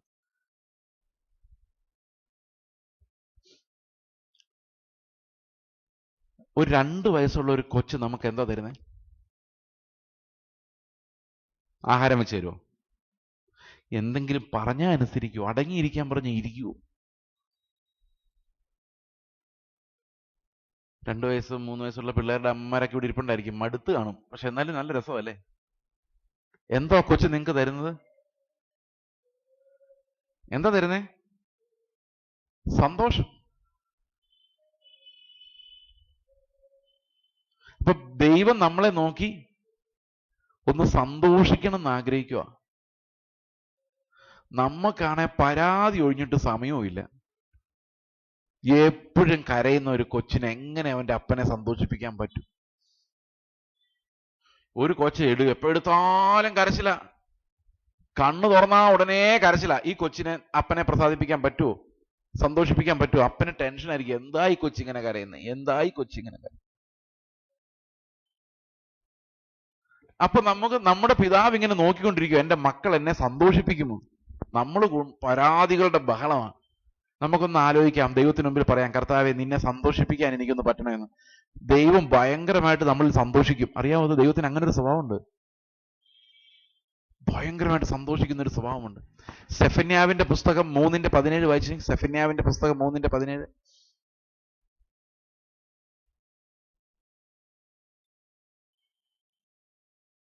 സെഫന്യാവ് 3:17. നിന്റെ ദൈവമായ യഹോവ രക്ഷിക്കുന്ന വീരനായി നിന്റെ മധ്യേ ഇരിക്കുന്നു. അപ്പൊ ദൈവം എവിടെ ഇരിക്കുന്നു? രക്ഷിക്കുന്ന വീരനായി നമ്മുടെ മധ്യത്തിൽ ഇരിക്കുന്നു. അടുത്ത വാക്യം, അവൻ നിന്നിൽ അത്യന്തം സന്തോഷിക്കും. അടുത്ത വാക്യം, തന്റെ സ്നേഹത്തിൽ അവൻ മിണ്ടാതിരിക്കുന്നു. അടുത്തത്, ഘോഷത്തോടെ അവൻ നിങ്കൽ ആനന്ദിക്കും. ഘോഷത്തോടെ അവൻ നിങ്കൽ ആനന്ദിക്കും. ഇംഗ്ലീഷ് ബൈബിൾ ഉണ്ടോ ആരുടെയും കയ്യില്? വായിക്കാമോ? The Lord your God is with you. He is mighty to save. He will take great delight in you. അടുത്ത വാക്യം കണ്ടോ? അവിടെ അവൻ മിണ്ടാതിരിക്കുന്നു എന്നല്ല, He will quiet you. നിന്നെ മിണ്ടാത്തവനാക്കും. അവൻ സ്നേഹിച്ച് പരാതി ഇല്ലാത്തവനാക്കും. അങ്ങനല്ലേ? He will quiet you with his love. അടുത്തത്, He will rejoice over you. നിന്റെ മുകളിൽ അവൻ ആനന്ദിക്കും. എങ്ങനെ? With singing. Would you imagine that? സ്വർഗത്തിലിരുന്ന് ദൈവം നമ്മളെ കുറിച്ച് ഒരു പാട്ട് പാടി തുള്ളിച്ചാടി ആനന്ദിക്കുക. നമ്മൾ ദൈവത്തെക്കുറിച്ച് ഒരു പാട്ട് പാടാൻ എന്ത് കഷ്ടപ്പാടാ. പക്ഷെ ദൈവം സ്വർഗത്തിലിരുന്ന് നമ്മളെ കുറിച്ച് ഒരു പാട്ട് പാടുക. ഞാൻ ആലോചിച്ച് നോക്കി, എന്റെ കർത്താവേ, ഈ ചേസ് എന്ന് പറഞ്ഞ് ഇവനെ ഓർത്ത് നീ എന്തായാലും ഒരു പാട്ട് പാടാൻ പോകുന്നില്ല. എന്റെ ജീവിതം നോക്കി, ഇറ്റ്സ് നോട്ട് പോസിബിൾ. പിന്നെ ഞാൻ ഓർത്തു, അങ്ങനെ ആയിരിക്കില്ല അവിടെ പറഞ്ഞേക്കുന്നത്. കാരണം എന്നെ കുറിച്ച് ഓർത്ത് പാട്ട് പാടാൻ മാത്രം ഞാനൊന്നും ചെയ്തിട്ടില്ല, ഒരു നന്മയും ഇല്ല. അപ്പൊ എന്നെ ഓർത്ത് എന്നാ പാട്ട് പാടാന്? പക്ഷെ അവിടെ എഴുതിയിരിക്കുന്നതിന്റെ ഗ്രാമർ നോക്കിയാൽ നമുക്ക് മനസ്സിലാകാം, ഇത് ഒരാളെ കുറിച്ചല്ല, ഒരു കൂട്ടം ആൾക്കാരെ കുറിച്ചാണ്. നിങ്ങളുടെ മധ്യത്തിൽ ഇരിക്കുന്ന, നിങ്ങളെ ചൊല്ലുന്ന ആ നീ എന്നുള്ള വാക്ക്. അതുകൊണ്ട് ഞാനത് ഇങ്ങനെ കാണുന്നത്, ദൈവത്തിനടുത്തേക്ക് മാനസാന്തരത്തോടെ തിരിയുന്ന ഒരു കൂട്ടം ജനത്തെ ഓർത്ത് ദൈവം സിംഗിങ്ങോടുകൂടി സന്തോഷിക്കുന്നു എങ്കിൽ ഈ സഭയെ ഓർത്ത് ദൈവം സന്തോഷിക്കും, ആനന്ദിക്കും. അതാണ് ദൈവത്തിന്റെ പ്രസാദം. നമുക്ക് അവനെ ആനന്ദിപ്പിക്കാൻ പറ്റണമെങ്കിൽ ദൈവരാജ്യത്തിന്റെ റിസോഴ്സസിലേക്ക് നമ്മൾ കയറണം, അല്ലെങ്കിൽ അവനെ ആനന്ദിപ്പിക്കാൻ പറ്റത്തില്ല. Speaking about A group of people. നമ്മൾ ചോദിക്കേണ്ട ചോദ്യമാണ്, കഞ്ഞിക്കുഴിയിലെ ദൈവസഭയെ നോക്കി കർത്താവ് പാട്ട് പാടുമോ? പാട്ട് പാടുമെന്ന് ഞാൻ വിശ്വസിക്കുന്നു. തീർച്ചയായിട്ടും ഞാൻ അങ്ങനെ വിശ്വസിക്കുന്നു. He will do it. കാരണം ദൈവം നമ്മളെ സ്നേഹം കൊണ്ട് നിശബ്ദനാക്കാൻ കഴിവുള്ള ദൈവമാണ്. എത്ര വാത്സല്യമാണ് ആ വാക്യങ്ങളിൽ പ്രവാചകൻ എഴുതി വച്ചിരിക്കുന്നത്. ഇത്ര വാത്സല്യമാണ് ദൈവത്തിന് നമ്മോടുള്ളത് എന്ന് ഈ വാക്യങ്ങൾ നമുക്ക് വെളിപ്പെടുത്തി തരുന്നു. നമുക്ക് ഒരു പ്രവൃത്തിയാലും അവനെ പ്രസാദിപ്പിക്കാൻ പറ്റത്തില്ല. അവനെ നാം സന്തോഷിപ്പിക്കാൻ ഒരൊറ്റ വഴിയുള്ളൂ. എബ്രായ ലേഖനം 11:6 പറയുന്നു, വിശ്വാസം കൂടാതെ ദൈവത്തെ സന്തോഷിപ്പിക്കാൻ, പ്രസാദിപ്പിക്കാൻ സാധിക്കുകയില്ല. If you come to the correct faith, God will rejoice over you with singing. ദൈവം സന്തോഷത്തോടെ നിങ്ങളെക്കുറിച്ച് ഒരു പാട്ട് പാടാൻ ഉറപ്പായിട്ടും ഐ ബിലീവ് ദൈവം അത് ചെയ്യും. കാരണം അവൻ നമ്മിൽ സന്തോഷിക്കാൻ വേണ്ടിയാണ് നമ്മളെ സൃഷ്ടിച്ചത്. വേറെ ഉദ്ദേശമൊന്നുമില്ല. He wanted to take joy from us. നമ്മൾ വളരുന്നത്, നമ്മൾ യേശുവിനെ പോലെ ഇമിറ്റേറ്റ് ചെയ്യുന്ന, നിങ്ങൾ പലപ്പോഴും കണ്ടിട്ടുണ്ടോ ഒരു കൊച്ചു പെൺകുട്ടി വളർന്നു വരുമ്പോൾ അമ്മയുടെ സാരി എടുത്ത് കൊടുക്കാൻ ശ്രമിക്കുന്നത്? അവൾ ചിലപ്പോൾ അതുമായിട്ട് ഉരുണ്ട് വീണെന്ന് വരും. But still she will keep on try ചെയ്ത് കഴിയുമ്പോൾ ഓരോ കോലത്തിൽ അങ്ങോട്ടും ഇങ്ങോട്ടും ഒക്കെ ഇരിക്കും. അത് ശരിയാവാനൊന്നും പോകുന്നില്ല. പക്ഷേ that mother will watch over it and smile. കൊള്ളാം, ഗുഡ്. അങ്ങനെ ഒരു പിതാവ് നമുക്കുണ്ട്. യേശുവിനെ പോലെ ആകാൻ വേണ്ടി നമ്മൾ നിസ്സാരമായ ശ്രമങ്ങൾ നടത്തി തോറ്റുവോ? പൗലോസ് പറയാണ്, ആഗ്രഹമുണ്ട് യേശുവിനെ പോലെ ആകാൻ, അറ്റംപ്റ്റിംഗ് ബട്ട് ഫെയിലിംഗ്. പക്ഷെ ഇത് കണ്ടുകൊണ്ടിരിക്കുന്ന ഒരു കർത്താവ്, he will be rejoicing over these attempts. ഈ പരിശ്രമങ്ങളെ നോക്കി സന്തോഷിക്കുന്ന ഒരു പിതാവ് നമുക്കുണ്ട്. യേശുവിനെ പോലെ ആകാൻ വേണ്ടി നമ്മൾ പരാജയപ്പെട്ടാലും, തോറ്റുപോയാലും, വീണ്ടും ശ്രമിക്കുമ്പോൾ വീണ്ടും തോറ്റുപോയാലും, how many times you may fail, still God will rejoice over you if you are keeping on trying. ശ്രമിച്ചുകൊണ്ടിരിക്കുന്ന, യേശുവിനെ പോലെ ആകാൻ, ഇമിറ്റേറ്റ് ചെയ്യാൻ, നടക്കാൻ, ഇരിക്കാൻ ശ്രമിച്ചുകൊണ്ടിരിക്കുന്ന ആത്മാവ് നമ്മളിൽ ചെയ്യിക്കുന്നത്. അതല്ല നമ്മുടെ മനഃപൂർവ്വമായി യേശുവിനെ പോലെ നടക്കാൻ വേണ്ടിയല്ല. Spirit induced life. അത് ആത്മാവ് നമുക്ക് തരുന്നൊരു ജീവൻ. പക്ഷെ നമുക്ക് പരിമിതികളുള്ളത് കൊണ്ട് നമുക്ക് യേശുവിനെ പോലെ ആകാൻ കഴിഞ്ഞില്ലെങ്കിലും ആ പരിശ്രമം ദൈവത്തെ ആനന്ദിപ്പിക്കുന്നു. യഥാർത്ഥ മാനസാന്തരം ദൈവത്തെ സന്തോഷിപ്പിക്കുന്നു. അവൻ നമ്മളെക്കുറിച്ച് ഒരു പാട്ട് പാടുന്ന രീതിയിൽ അവന് നമ്മളിൽ സന്തോഷിക്കുവാൻ അത് കാരണമാകുന്നു എന്ന് നാം അറിഞ്ഞിരിക്കണം. അതുകൊണ്ട് നമ്മുടെ ജീവിതത്തിന്റെ ലക്ഷ്യം എന്താണെന്ന് ചോദിച്ചു കഴിഞ്ഞാൽ, what will you say? Lord my God shall look down on me and smile. എനിക്കൊന്നും കിട്ടിയില്ലെങ്കിലും കുഴപ്പമില്ല, ദൈവം എന്നെ നോക്കി ഒന്ന് പുഞ്ചിരിക്കണം, ഒന്ന് സന്തോഷിക്കണം. അവൻ പറയണം, കർത്താവ് പറയണം, ഞാൻ നിന്നിൽ പ്രസാദിച്ചിരിക്കുന്നു. മിക്കവാറും എല്ലാ ആൾക്കാർക്കും വേണ്ടത് വല്ലതും കൈ കിട്ടിയാൽ മതി, പ്രസാദമൊന്നും വേണ്ട. ചില ആൾക്കാർ പറയുന്നത്, ദൈവം എൻ്റെ കൂടെയാ ബ്രദറെ. എങ്ങനെയാ? ചെറുപ്പം മുതൽ ദൈവം എന്നെ നടത്തി, എനിക്ക് ജോലി വാങ്ങിച്ചു തന്ന ദൈവമാണ്, എനിക്ക് പൈസ തന്ന ദൈവമാണ്. ഞാൻ പറഞ്ഞു, ഓക്കെ, ദൈവത്തിൻ്റെ നിന്നെല്ലാം വാങ്ങിച്ചെടുത്തു, അത് ശരി, സമ്മതിച്ചു. കുറെ കഷ്ടപ്പെട്ട് കാണും ഇതെല്ലാം വാങ്ങിച്ചെടുക്കാൻ. പക്ഷെ എപ്പോഴെങ്കിലും ദൈവത്തിന്റെ മുഖത്തേക്കൊന്ന് നോക്കിയിട്ട് ഞാൻ എങ്ങനെയാ ജീവിക്കുന്ന ദൈവമെന്ന് ചോദിച്ചിട്ടുണ്ടോ? അനുഗ്രഹമെല്ലാം വാങ്ങിക്കുമ്പോൾ എപ്പോഴെങ്കിലും ദൈവത്തിന്റെ മുഖത്തേക്ക് നോക്കി, ദൈവമേ എന്റെ ഈ പ്രാർത്ഥനയെങ്കിലും നീ അംഗീകരിക്കുന്നുണ്ടോ, നിന്നെ സന്തോഷിപ്പിച്ചോ എന്ന് ചോദിച്ചോ? വേറൊരു ഭാഷയിൽ ചോദിച്ചാൽ, അവൻ എനിക്ക് തന്ന സ്നേഹത്തിനെല്ലാം പകരം ഞാൻ അവന് ഒരു ഇത്തിരിയെങ്കിലും സ്നേഹം തിരിച്ചു കൊടുത്തോ? Did I? That is where we are defeated. അവിടെയാണ് നമ്മൾ തോറ്റ് തുന്നം പാടിയിരിക്കുന്നത്. We are not giving anything to God. നമ്മൾ വിചാരിക്കുന്ന ദൈവത്തിന് കുറച്ച് പൈസ കൊടുത്തേക്കാം. ഞാനൊരു സത്യം തുറന്നു പറയട്ടെ, ഈ സഭയ്ക്ക് ചെയ്യുന്നുണ്ട്, ദൈവത്തിന് നിങ്ങളുടെ 5 നയാ പൈസയുടെ ആവശ്യമില്ല. നിങ്ങൾ പൈസ കൊടുക്കുന്നത് സഭയ്ക്കുടെ വർക്കിന് വേണ്ടിയാണ്, ശുശ്രൂഷകരുടെ സന്ധാരണത്തിന് വേണ്ടിയാണ്, ദൈവത്തിനൊന്നുമല്ല. ദൈവം നിങ്ങളോട് ആവശ്യപ്പെടുന്ന നിങ്ങളെ ശുശ്രൂഷിക്കുന്നവർ ജീവിക്കാൻ വേണ്ടിയാണ്, അല്ലെങ്കിൽ ദൈവസഭയുടെ ശുശ്രൂഷകൾ നടക്കാൻ വേണ്ടിയല്ല. ദൈവത്തിന് പണം വേണം നിങ്ങൾ വിചാരിക്കുന്നുണ്ടോ? ദർ ഇസ് നോ ഹോളി മണി. അത് നിങ്ങൾ കൊടുക്കുന്നത് നിങ്ങളുടെ സ്നേഹമാണ്. ദൈവത്തിന് നിങ്ങളുടെ പണമൊന്നും വേണ്ട. ദൈവത്തിന് നിങ്ങളുടെ ആരാധനയും ഇല്ല അത്യാവശ്യമെന്ന് എനിക്ക് തോന്നുന്നില്ല. എത്രയോ കോടി കോടി ദൂതന്മാരെ ദൈവത്തെ ആരാധിച്ചുകൊണ്ടിരിക്കുമ്പോഴാണ് എൻ്റെ ഈ പറപറ ശബ്ദത്തിലുള്ള പാട്ട് കേൾക്കാൻ വേണ്ടി ദൈവം ഇരിക്കുന്നത്. നമ്മൾ എത്ര നല്ലപോലെ പാടിയാലും ദൂതന്മാർ പാടുന്ന പോലെ ആവുമെന്ന് എനിക്ക് തോന്നുന്നില്ല. ആവോ? പിന്നെ കുറച്ചുകൂടെ ട്യൂൺ കൂട്ടി ദൈവത്തെ ഒന്ന് സന്തോഷിപ്പിച്ചേക്കാന്ന് വിചാരിച്ചാൽ നടക്കത്തൊന്നുമില്ല. പിന്നെ ദൈവത്തിന് കൂട്ടില്ലാത്തതുകൊണ്ടാണ് ഫെലോഷിപ്പിന് വേണ്ടി നമ്മളെ സൃഷ്ടിച്ചെന്ന് ചിലർ പറയാറുണ്ട്. എനിക്ക് അതിലും വിശ്വാസമില്ല. അതിന്റെ പ്രധാന കാര്യം എന്താണെന്ന് വെച്ച് കഴിഞ്ഞാൽ, പിതാവും മുസ്ലിങ്ങളുടെ ദൈവമായിരുന്നെങ്കിൽ ഓക്കെ ആയിരുന്നു. ഒറ്റയ്ക്കിരിക്കുന്ന പാവം, സ്നേഹിക്കാൻ ആരുമില്ല, കരുണയാണ്, കാരുണ്യവാനാണ് അള്ളാഹു എന്ന് പറയാം. ആരോട് കാരണം കാണിക്കാനാ? മനുഷ്യനൊക്കെ സൃഷ്ടിക്കുന്നതിന് മുമ്പ് ചുമ്മാ ഇങ്ങനെ ഒന്നും ചെയ്യാൻ പറ്റാതിരിക്കാം. ഹിന്ദുക്കൾ പറഞ്ഞാൽ ശരി, നിർഗുണ പരബ്രഹ്മം. ഒറ്റയ്ക്ക് ഉള്ളെങ്കിൽ പിന്നെ ഒരു ഗുണവും കാണിക്കേണ്ട കാര്യമുണ്ടോ? അവിടെയാണ് നമ്മുടെ ദൈവത്തിന്റെ പ്രത്യേകത. പിതാവും പുത്രനും പരിശുദ്ധാത്മാവും തമ്മിൽ എപ്പോഴും പൂർണ്ണമായ ഫെലോഷിപ്പ്. അവിടെ ഒരു കുറവുമില്ല. നമ്മളെങ്ങനെ സൃഷ്ടിക്കേണ്ട ആവശ്യമൊന്നും അവിടെ ഇല്ല. അവിടെയാണ് ദൈവത്തിന്റെ ആ മാജിക്, ആ മനസ്സ് നമ്മൾ കാണുന്നത്.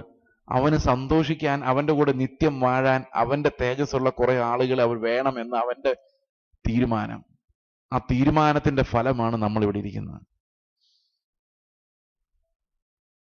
So it is for God's glory, ദൈവത്തിന്റെ മഹത്വത്തിനായിട്ടാണ്. അപ്പൊ ഇത്രയും നേരം ഞാൻ പറഞ്ഞുകൊണ്ടിരുന്ന മുഴുവൻ നമ്മൾ ഒരു 5-6 വാക്യത്തിലേക്ക് കൊണ്ടുവന്നാൽ അതിങ്ങനെ ആയിരിക്കും. യേശുവിനെ പോലെ ജീവിക്കുന്നില്ലാത്ത അവസ്ഥകളിലെല്ലാം നമ്മൾ പാപികളാണ്. യേശുവിനെ പോലെ അല്ലാത്തിടത്തോളം കാലം വി ആർ സിന്നേഴ്സ്. അപ്പൊ നമ്മുടെ ലക്ഷ്യം യേശുവിനെ പോലെ ആകാൻ വേണ്ടി ഞെരങ്ങുക എന്നുള്ളതാണ്. വിശ്വാസം എന്നതോ ആശിക്കുന്ന കാര്യങ്ങളുടെ ഉറപ്പും കാണാത്ത കാര്യങ്ങളുടെ നിശ്ചയവുമാണ്. ആശ വരാനിരിക്കുന്ന തേജസ്സിനെ കുറിച്ചുള്ളതാണെങ്കിൽ കാണാത്ത കാര്യങ്ങൾ നമുക്കായി നിത്യതയിൽ ദൈവം കരുതി വെച്ചിട്ടുള്ള സമ്പത്തിനെ കുറിച്ചുള്ളതാണ്.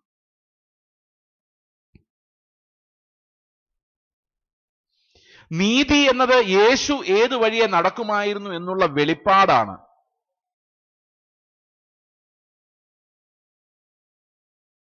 ഒരു പ്രതിസന്ധിയോട് യേശു എങ്ങനെ പ്രതികരിക്കുമായിരുന്നു എന്നുള്ളതിന്റെ വെളിപ്പാടാണ്. അത് കർത്താവ് നമ്മളെ പഠിപ്പിക്കുന്നത്. നിങ്ങൾ ഓർക്കാൻ, ആ 3 മൈൽ ആൻഡ് അവർ ഗോഡ് എന്ന പുസ്തകത്തിന്റെ ഹെഡിങ് ഓർത്താൽ മതി. God will walk with us and teachers. പിന്നെ ഞാൻ വരച്ച കുറെ വരകളും, ക്രിസ്തുവിന്റെ റൈച്ചസ്നെസ്, പിന്നെ ഉന്നം പിടിക്കാനുള്ള ടാർഗറ്റ് ബോർഡും, ഫെയ്ത്ത് ആൻഡ് റൈച്ചസ്നെസ്. പിന്നെ നമ്മൾ കണ്ടത് തേജസ് എന്ന് പറഞ്ഞാൽ എന്താണ് എന്നാണ്. തേജസ് എന്ന് പറഞ്ഞാൽ എന്താണ്? ലൈറ്റ് അടിക്കുന്നതാണോ? ഈ പഴയ യേശുവിന്റെ കന്യാമറിയാമിന്റെ ഒക്കെ ഫോട്ടോയുടെ പുറകിൽ ഇങ്ങനെ ലൈറ്റ് അടിക്കുന്നതാണ്, അതാണോ തേജസ്? യേശുവിന്റെ ഗ്രേസ്, യേശുവിന്റെ കൃപയുടെ നിറവിൽ നിന്ന് നാം കൃപയുടെ മേൽ കൃപ പ്രാപിക്കുന്നതാണ് തേജസ്. അവന്റെ കൃപയാണ് തേജസ്. നമ്മിൽ വന്ന് ബലഹീനതകളിൽ നമ്മളിൽ വന്ന് നിറയുന്ന ദൈവത്തിന്റെ കൃപയാണ് തേജസ്. അപ്പൊ ദൈവരാജ്യത്തിൽ ജീവിക്കുമ്പോൾ ഞാൻ ബലഹീനനാണ്, ദൈവമാണ് ബലവാൻ. അപ്പോൾ ഞാൻ കൃപയാൽ നിറയും. എന്റെ ബലഹീനതകളെ പൊതിയുന്നത് ആരായിരിക്കും? ദൈവത്തിന്റെ കൃപയാണ്. ഈ കൃപയാണ് അന്ത്യനാളിൽ വെളിപ്പെടാൻ പോകുന്ന തേജസ്. ഇപ്പൊ എനിക്കാണോ നിങ്ങൾക്കാണോ കൃപ കൂടുതൽ? നിങ്ങൾക്കായിരിക്കും, അറിയത്തില്ല. അന്ത്യകാലത്തെ വെളിപ്പെടുള്ളൂ.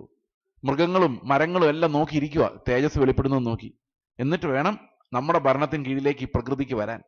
അതുവരെ നിങ്ങൾ ഇതിൽ കൈവച്ചാൽ ഇത് നിങ്ങളെ കൊണ്ടേ പോകുള്ളൂ. You will be trapped by the principle of decay. നശിച്ചു പോകും. ദ്രവത്വത്തിന്റെ തത്വത്തിന് നിങ്ങൾ അടിമകളായി പോകും. നിങ്ങൾ തേജസ്കരിക്കപ്പെട്ട് കഴിയുമ്പോൾ ഈ തേജസ്കരിക്കപ്പെട്ട പ്രകൃതിക്ക് നിങ്ങളെ അനുസരിക്കാൻ പറ്റും. അപ്പം നിങ്ങൾക്ക് ഇതിനെ നിയന്ത്രിക്കാം. അന്ന് വരെ നിങ്ങൾ ഇതിൽ ഇൻഡൾജ് ചെയ്താൽ നിങ്ങളുടെ സ്വാതന്ത്ര്യം നശിച്ചു പോകും. അപ്പൊ നമ്മൾ ചുരുക്കത്തിൽ ഇത്രയും കണ്ടത്, ഏദൻ തോട്ടത്തിൽ നമുക്ക് വന്ന 3-fold fall, 3 തരത്തിലുള്ള വീഴ്ചകളും അതിന്റെ പൂർണ്ണമായ രക്ഷയുമാണ്. ആത്മാവിൽ നിന്നുള്ള ജീവന്റെ റിസ്റ്റോറേഷൻ, പിന്നെ ദേഹിയിൽ നിന്നുള്ള സ്വയനീതിയുടെ കോടതിയുടെ തകർച്ച, ദൈവനീതിയുടെ പുനഃസ്ഥാപനം, പിന്നെ ശരീരത്തിന്റെ തേജസ്കരണം. ഇത് 3മാണ് രക്ഷ എന്ന വാക്കുകൊണ്ട് ഉദ്ദേശിക്കുന്നത്. അതിൽ ഏതെങ്കിലും ഒന്ന് ലഭിച്ചവൻ രക്ഷിക്കപ്പെട്ടിട്ട് രക്ഷയ്ക്കായി ഓടിക്കൊണ്ടിരിക്കുന്നതേ ഉള്ളൂ. രക്ഷയുടെ പൂർത്തീകരണം എന്ന് പറയുന്നത് നാം തേജസ്കരിക്കപ്പെടുമ്പോൾ മാത്രമേ സംഭവിക്കുന്നുള്ളൂ. എന്നാൽ ഞാൻ ഒരു കാര്യം അറിയുന്നു, എന്റെ ഉള്ളിൽ ഈ നല്ല പ്രവൃത്തി ആരംഭിച്ചവൻ ഇത് അവസാനം വരെയും കാത്തു സൂക്ഷിക്കാൻ ശക്തനായതുകൊണ്ട് ഞാൻ എന്റെ കഴിവിനെ വിശ്വസിച്ചല്ല ഈ ഓട്ടം തികയ്ക്കുമെന്ന് പറയുന്നത്, ദൈവം എന്നെ കരുതുന്നത് കൊണ്ടാണ്. So my faith is not in my ability to sustain this running. ഞാൻ എന്റെ ശക്തിയാൽ ഓടുമെന്നല്ല, ദൈവം എന്നെ ഓടിച്ച് അവിടെ എത്തിക്കും. കാരണം എന്റെ ഫെയ്ത്ത് എന്റെ എബിലിറ്റിയുടെ മേലല്ല, ഇത് ആരംഭിച്ചവൻ ഇത് പൂർത്തിയാക്കുമെന്നുള്ള അവന്റെ വിശ്വസ്തത മേലാണ്. മനസ്സിലായോ? ഇപ്പൊ നമ്മൾ സ്വർഗത്തിൽ പോകുന്നതിന്റെ കാരണം എന്താ? നമ്മൾ മിടുക്കന്മാരായതുകൊണ്ടാണ്? ദൈവം വിശ്വസ്തനായതുകൊണ്ടാണ്? പെട്ടെന്ന് പറഞ്ഞു. ദൈവം നമ്മളെ വഴിയിൽ ഉപേക്ഷിക്കാത്തവനായതുകൊണ്ടാണ്. അത് ഒറ്റ റീസണേ ഉള്ളൂ. Not because we have achieved any target. പക്ഷെ we will keep on running. അത് നമ്മുടെ രക്ഷയുടെ തെളിവാണ്. Keep on targeting. വിശ്വാസം നഷ്ടപ്പെടുത്താതെ കീപ് ഓൺ റണ്ണിങ്. വിശ്വാസ കപ്പൽ അട്ടിമറിക്കാതെ, തകിടം മറിക്കാതെ ഓടിക്കൊണ്ടേയിരിക്കും. കാരണം വീനോ ഇതിനേക്കാളെല്ലാം ശ്രേഷ്ഠമായ ഒരു രാജ്യത്തിൽ ദൈവം എനിക്ക് നിത്യമായ വാസസ്ഥലം ഒരുക്കിയിട്ടുണ്ട്. ഈ ബബിള് പോലെ, കുമിള പോലെ നശിച്ചു പോകുന്ന ഈ ലോകത്തിൽ I don't need to have any deposit. ഇത്രയും വലിയതാണ് രക്ഷയെങ്കിൽ എങ്ങനെ മാനസാന്തരപ്പെടണം?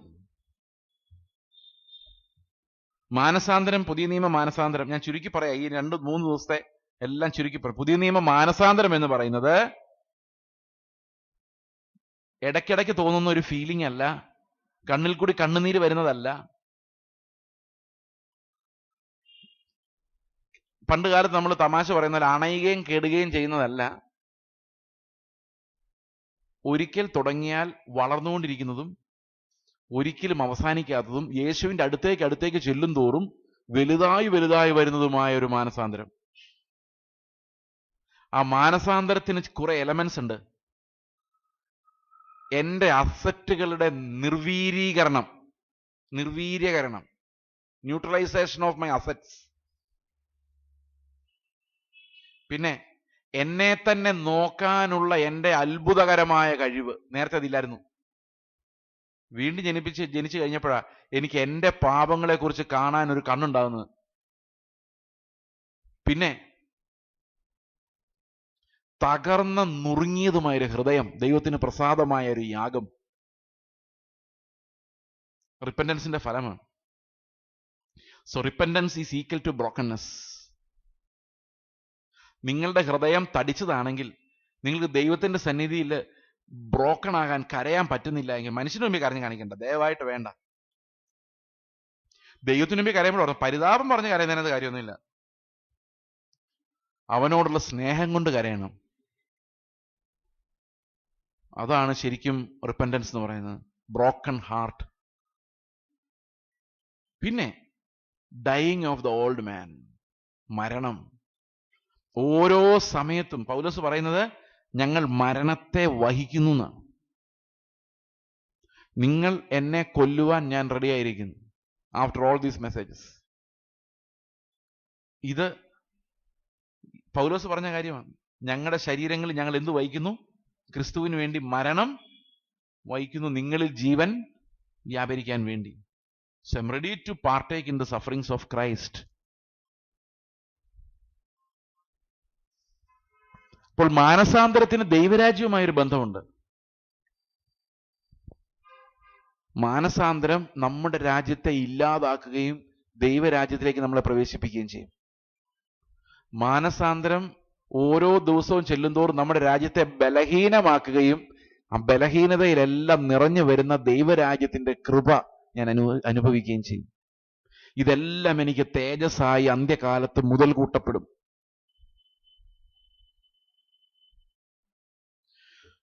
ഇതെല്ലാം കൂടെ ഒരൊറ്റ വാക്കിൽ അവസാനിപ്പിച്ചാൽ, എന്റെ കർത്താവേ നിന്നെ പോലെ ആകുന്നത് വരെ ഞാൻ എന്നെ തന്നെ ത്യജിച്ച് നിന്റെ പിന്നാലെ ഓടുവാൻ എന്നെ സഹായിക്കണമേ.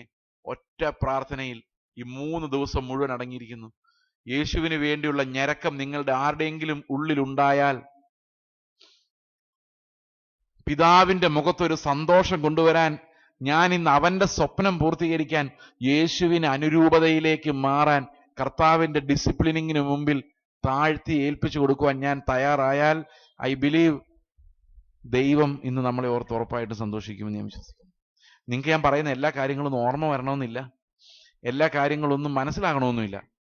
പക്ഷേ ഞാൻ ചിന്തിക്കുന്ന ഇത്രയേ ഉള്ളൂ, ക്രൂശിന്റെ വചനം കണ്ടിന്യൂസ് ആയിട്ട് കേൾക്കുമ്പോൾ നമ്മുടെ ഹൃദയത്തിൽ ദൈവം കൊണ്ടുവരുന്ന ഒരു സോഫ്റ്റ്നെസ് ഉണ്ട്. ദൈവം ആ മൃദുത്വം നമ്മുടെ ഹൃദയത്തിന് നൽകാൻ ആഗ്രഹിക്കുന്നു. തകർന്ന നേച്ചർ നമുക്ക് നൽകാൻ ദൈവം ആഗ്രഹിക്കുന്നു. അതൊരു പക്ഷേ ദൈവം അച്ചീവ് ചെയ്തിട്ടുണ്ടാകുമെന്ന് ഞാൻ വിശ്വസിക്കുന്നു. നമുക്കൊരു നിമിഷം പ്രാർത്ഥിക്കാം. ട്രൂ റിപ്പന്റൻസിലേക്ക്, ഒരു റിയൽ അനുതാപത്തിലേക്ക് നിലനിൽക്കുന്ന, അതൊരു കരച്ചിലൊന്നുമല്ല, യേശുവിന് വേണ്ടിയുള്ള ഒരു ഞരക്കവും ദാഹവുമായിട്ട് എൻ്റെ ഉള്ളിലേക്ക് അത് വരുവാൻ, എനിക്ക് എന്നോട് തന്നെയുള്ള ഗ്ലോറിയസ് ആയിട്ടുള്ള ഒരു ഡിസ്കണ്ടന്റ്, ഒരു അതൃപ്തി, ഒരു ഹോളി ഡിസ്കണ്ടന്റ്, എന്തായാലും മതിയാകാത്ത ഒരവസ്ഥ യേശു എൻ്റെ അവയവങ്ങളിൽ വെളിപ്പെടുന്നത് വരെ എൻ്റെ സ്വർഗസ്ഥ പിതാവേ, അങ്ങയുടെ മുൻപിൽ കർത്താവെ അടിയൻ കടന്നു വരുന്നു. ഈ ജനം മുഴുവൻ ദൈവമേ അങ്ങയുടെ മുമ്പിൽ ഇരിക്കുന്നു. കർത്താവെ, ഞങ്ങളോടൊന്ന് സംസാരിച്ച വചനങ്ങൾ ഞങ്ങളെ ബലഹീനരാക്കിയിരിക്കുന്നു. കർത്താവെ, അങ്ങയുടെ ബലം ധരിച്ച് എഴുന്നേൽക്കുവാൻ ഞങ്ങളെ സഹായിക്കണമേ. അങ്ങയുടെ ആത്മാവിന്റെ നിറവിൽ അങ്ങേ അനുഭവിക്കുവാൻ ഞങ്ങളെ സഹായിക്കണമേ. അതിനുള്ള ഞരക്കം ഞങ്ങളുടെ ഹൃദയത്തിൽ നൽകണമേ. പാപത്തിന്റെ രസത്തിൽ നിന്ന് ഞങ്ങളെ വിടുവിക്കണമേ കർത്താവേ. അങ്ങയുടെ അധികാരത്തിൽ ദൈവമേ വിശുദ്ധ ജീവിതം നയിക്കുവാൻ ഞങ്ങളെ സഹായിക്കണമേ. രക്ഷയുടെ സന്തോഷം, പരിശുദ്ധാത്മാവിന്റെ ആനന്ദം അനുഭവിക്കുവാൻ ഞങ്ങൾ കൃപ തരണമേ. ദൈവമേ, അങ്ങയുടെ മുഖത്ത് ആനന്ദം കൊണ്ടുവരുവാൻ, പാട്ടുകൾ പാടി അങ്ങ് ഞങ്ങളിൽ സന്തോഷിക്കത്തക്ക രീതിയിൽ മാനസാന്തരപ്പെടുവാൻ, അനുദപിക്കുവാൻ, നിലവിളിക്കുവാൻ, യേശുവിനെ അനുകരിക്കുവാൻ കർത്താവെ ഞങ്ങൾക്ക് അവിടുത്തെ ആത്മാവിന്റെ നിറവ് നൽകണമേ എന്ന് അടിയൻ അങ്ങോട്ട് പ്രാർത്ഥിക്കുന്നു. നന്ദിയോടെ സ്തോത്രം. കർത്താവായ യേശു ക്രിസ്തുവിന്റെ നാമത്തിൽ തന്നെ ആമേൻ.